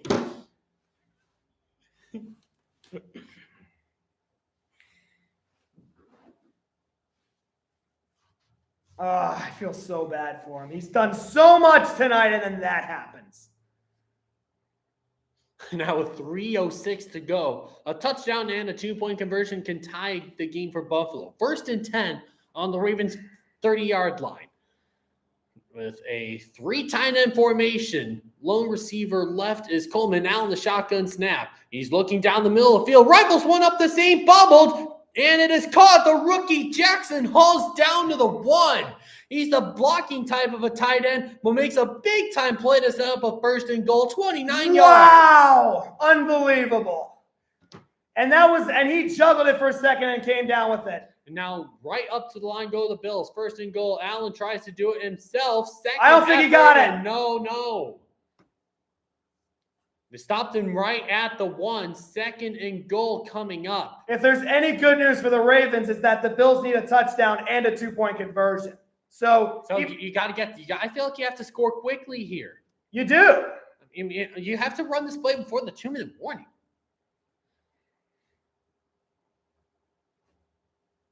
The first career catch for Jackson Hall is a big-time play. And now 2nd and goal from the 1. Allen under center. He brings Halls in motion and gets a snap. Hands it off. Cook initially drives toward the goal line. Did he get there? I don't think he got it. And He it's did a 2-minute not get warning. there if we have hit the 2-minute warning. It is gut check time on both sides. Unbelievable. Honestly, I don't care who wins or loses. This game could be game of the year in week 1. If we go to overtime, then it certainly will be.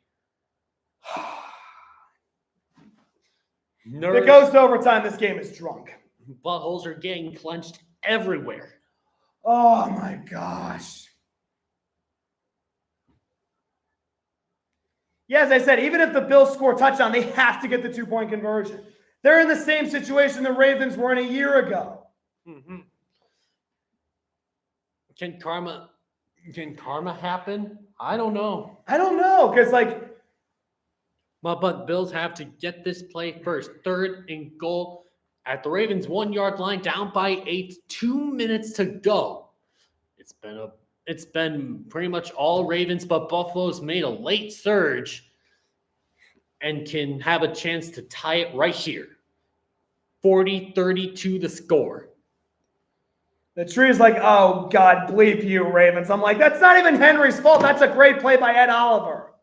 What is there to blame? Nothing. Here we go. 3rd and goal. 2 tight end set. Reggie Gillum, the fullback in the I formation. Coleman, the lone receiver right. Allen goes over the top. He's in there. Touchdown, Buffalo. And now the 2-point conversion. 2nd rushing touchdown today for Josh Allen. Number 67 of his career. And yes, a 2-point conversion can knot it up at 40. Unbelievable. Unbelievable. That is, as I said, you can't blame either one of these teams if they lose. Either way. You can't. You just can't. It's that kind of game. Well, here we go. 2 points to tie it. Shakir and Coleman, 2 receivers to the right side. Palmer left side. Tyan Kincaid. Allen in the shotgun. Johnson the back. Here's snap. Allen, quick fade, end zone. Coleman has it go off his hands. Incomplete. Off his helmet. Incomplete. Nate Wiggins breaks up the pass, and the Bills are denied of a tie game. And now But they have all 3 timeouts. And the onside kick, too. There's contact on both sides. Yep, no flag. No flag. Wow. Coleman's just more disappointed he didn't catch that ball. But that's a great play. That's a great play by Nate Wiggins. I don't like that play call. You're not trusting your hands to your best player. I don't get it either. But honestly, as I said, the Bills should be at no fault for losing this game. If the Ravens get a first down here, the Bills are at no fault for losing this game. They just aren't. Because they gave it every single ounce of effort. You have to get healthier on defense. Exactly. Sure. And the Ravens didn't even have Isaiah Likely or Patrick Ricard. And after this game, you know what my conclusion is? You got to sign Jadeveon Clowney. You got to find a way to get him. No. We have our defensive line, Len Jackson, who was. I mean, the Ravens should go get Jadavion Clowney, not the Bills. The Ravens. I was gonna say the they're Ravens. actually gonna kick off. Trust the defense to get a 3 and out and improve field position. This is an interesting decision, but Yeah, Ravens just need a first down. Prater. He sends this one away. And here's the return. 5, 10, 15, 20. Ali almost loses the ball. He's able to recover and get out of bounds at the 31-yard line. And that's where the Ravens offense will come back onto the field. I would have headed straight for that sideline after taking that kind of a hit. I would have too. Thank goodness he did. Derrick Henry shaking his head after fumbling the ball away in the last drive that put Buffalo right back in this thing. And it wasn't even his fault. Yeah. That was a great play by Ed Oliver. 1st and 10, 31-yard line. Ravens 1 first down away from winning this game, but the Bills have all 3 timeouts. Heavy set for Lamar Jackson. They go back to the 2 tight end I formation. Play clock at 5. Handoff. Henry, left side, looking for an opening. Finds it, and he's going to take it to the 30, to about the 33-yard line. It's a 2-yard gain, and that's going to bring up 2nd and 8, and the Bills will call their first timeout. And now on 2nd down, do you spread things out if you're Baltimore? Do you put the ball in the hands of Lamar Jackson? You run it one more time. You run it one more time, and then open the playbook up. And now they're playing back that 2-point conversion that was denied by Keon Coleman stepping out of the back of the end zone. And that was they've been over 3 on 2-point conversions today. And Tyler Luke missed an extra point. Yeah. So it counts both ways. Mm-hmm.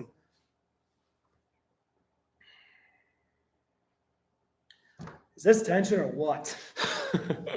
I'm nervous. It should not be this high. It should not be this.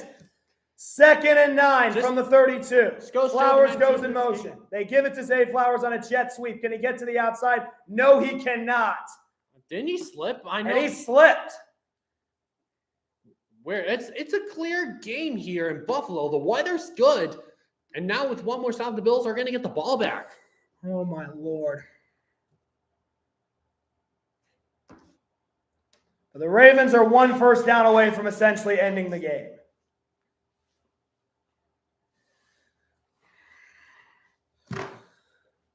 Oh, my goodness.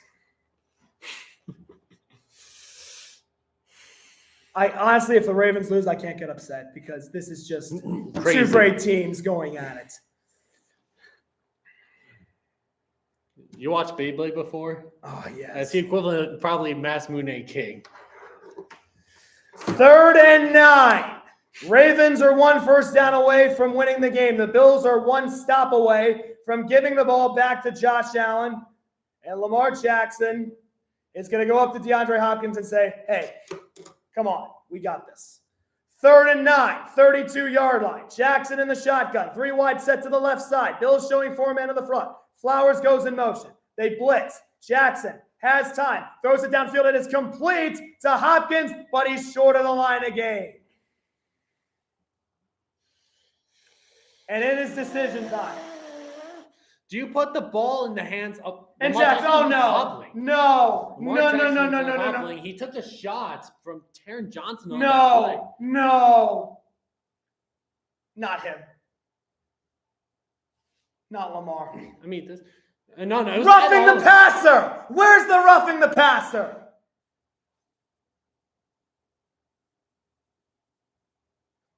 And now they're going to punt Jordan Stout. You've got to be kidding me. Could we see a fake? We could. Unreal. Fake would. It's going to punt. Stout angles this one towards the sideline, and this one takes a Ravens bounce and goes out around the 17. Unbelievable. So it will be officially marked right at about the 20-yard line. So Josh Allen and the Bills down by 2. They have a chance to do the unthinkable. Yes, in a game in which they were down by as much as 15 points. Yes. They need what I imagine about 50 yards. But they've got no timeouts. Matt Prater's range. maybe not even 30, something like 40 will do.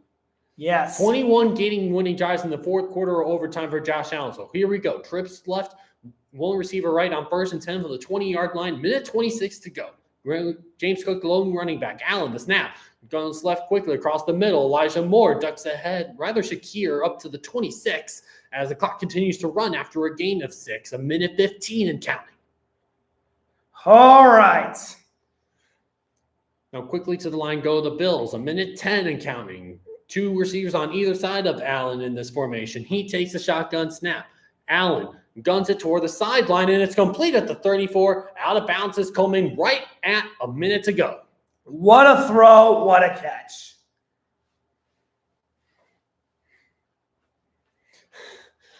This has been such an emotional roller coaster. Could be the game of the year in week 1. 1st and 10, 34-yard line, a minute to go. 3 receivers left, 1 to the right. Cook, the running back. Allen, the shotgun snap.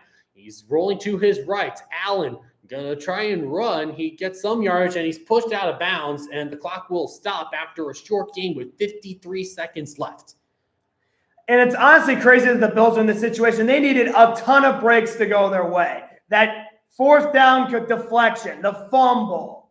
I mean, it must be divine intervention. But as I said, I can't complain because that's football. Josh Allen stuff. I know it. You can't forget about Josh Allen putting the team on his back. Can he finish the job? 2nd and 5, ball on the 38-yard line. 2 receivers left, 1 to the right, and the tight end to the right as well. Cook, the running back to Allen's left in the shotgun. False start on the Bills. False start on the Bills. And that's a killer. Looked like Deion Dawkins moved early on the left side. And referees are smiling. Wonder why that is. But thankfully, this does not keep the clock going because it could have been a 10-second runoff, but there's not.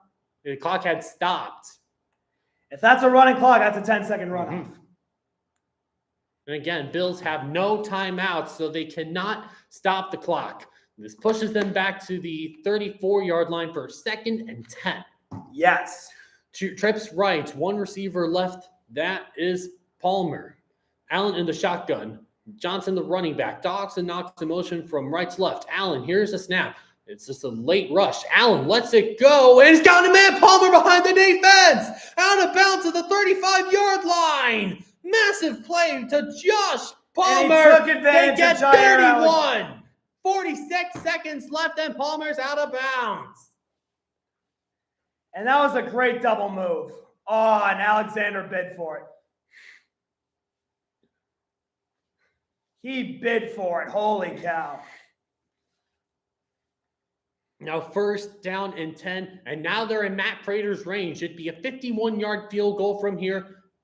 Bills probably they're going to want to get closer. Easier. Yes, Ravens stack the line with 2 receivers to the right of Allen in the shotgun. He takes the snap, and it's a blitz. Allen gets it out quickly. Scott Coleman at the 15. He'll be tripped up at the 10, which was probably a saving grace for Buffalo.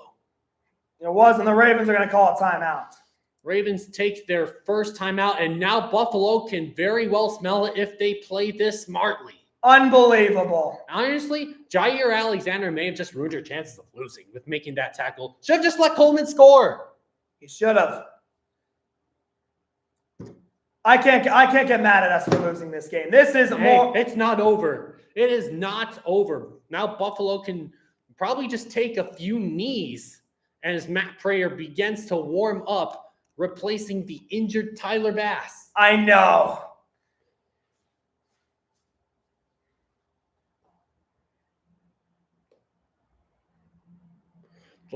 The Bills have not won. They have not won a game in which they've trailed by at least 15 in the fourth quarter since 1967 against the Jets. Almost 60 years. Unbelievable. And I know it's going to be, the Ravens choked. They didn't choke. Buffalo earned it. Buffalo, earned it. They when they were given the chances, they converted. Yeah, this is not close to beating themselves. This is not a self-destruction. Allen is 71 yards passing on this drive, so it'll be interesting to see how they decide to set this up for Prater.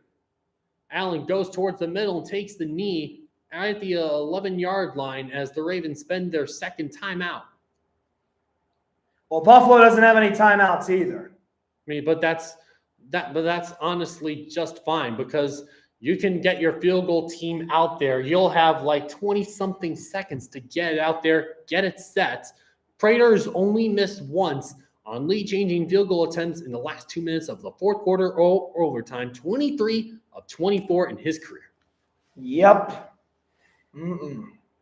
Or honestly, do you spike it if you're Buffalo on the third down play? No, that you can't. You can't because it would be. I mean, what am I thinking? That just being a completion, that to be stopping the clock. You just have to get the execution right. You just do. It was like the Chiefs on. Yeah, it was like the Chiefs on that field goal at the end of the first half against the Chargers in Brazil on Friday. Yep. Now, Alan. The urinating tree says, "Stop beating yourselves." They are not beating themselves. Yeah, 12-yard. This has nothing to do with that. 12-yard line. Allen takes the knee as the Ravens take their final timeout. 32. This has nothing to do with them. It just doesn't.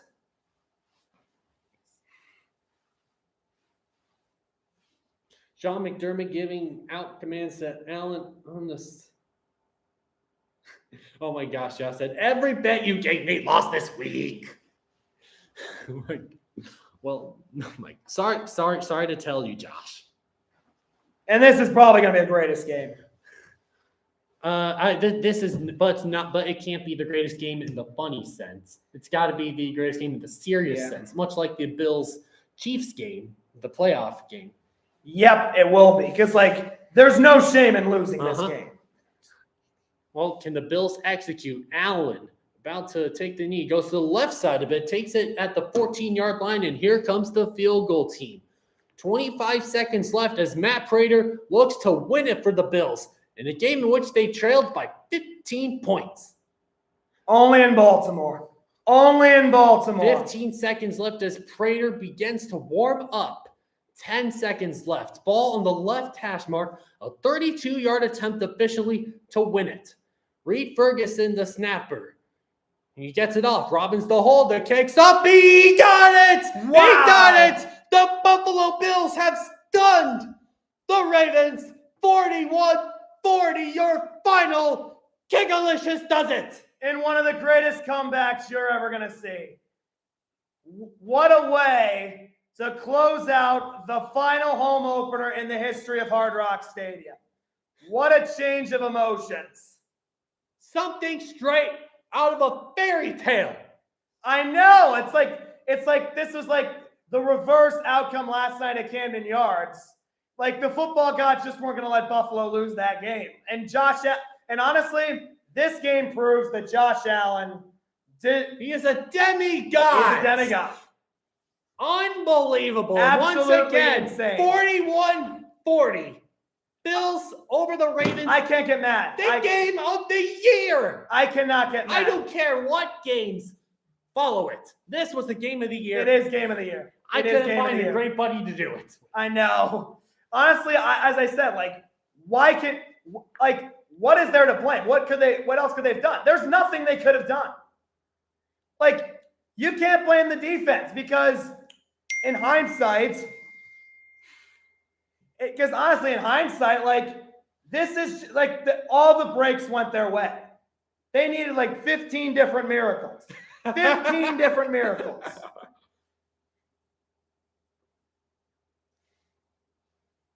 Mike Schaub, that is not a disgusting loss. That is less, that has nothing to do with what had happened. It was honestly the Bill, as I said, what could they have done? They couldn't have done anything differently. I have to stay up for the post game. I have to hear what Josh Allen and company have to say. Unreal. Can you believe it? What was that? All right. Well, that's going to do it for us tonight. For Owen, Klein, this is Michael Hession signing off. Good night, everybody. I'm glad you guys all enjoyed it. And, man, was that a great game. Yep. Be good, do good. God bless, and go Bills. All right. Good night. Bye. Great game.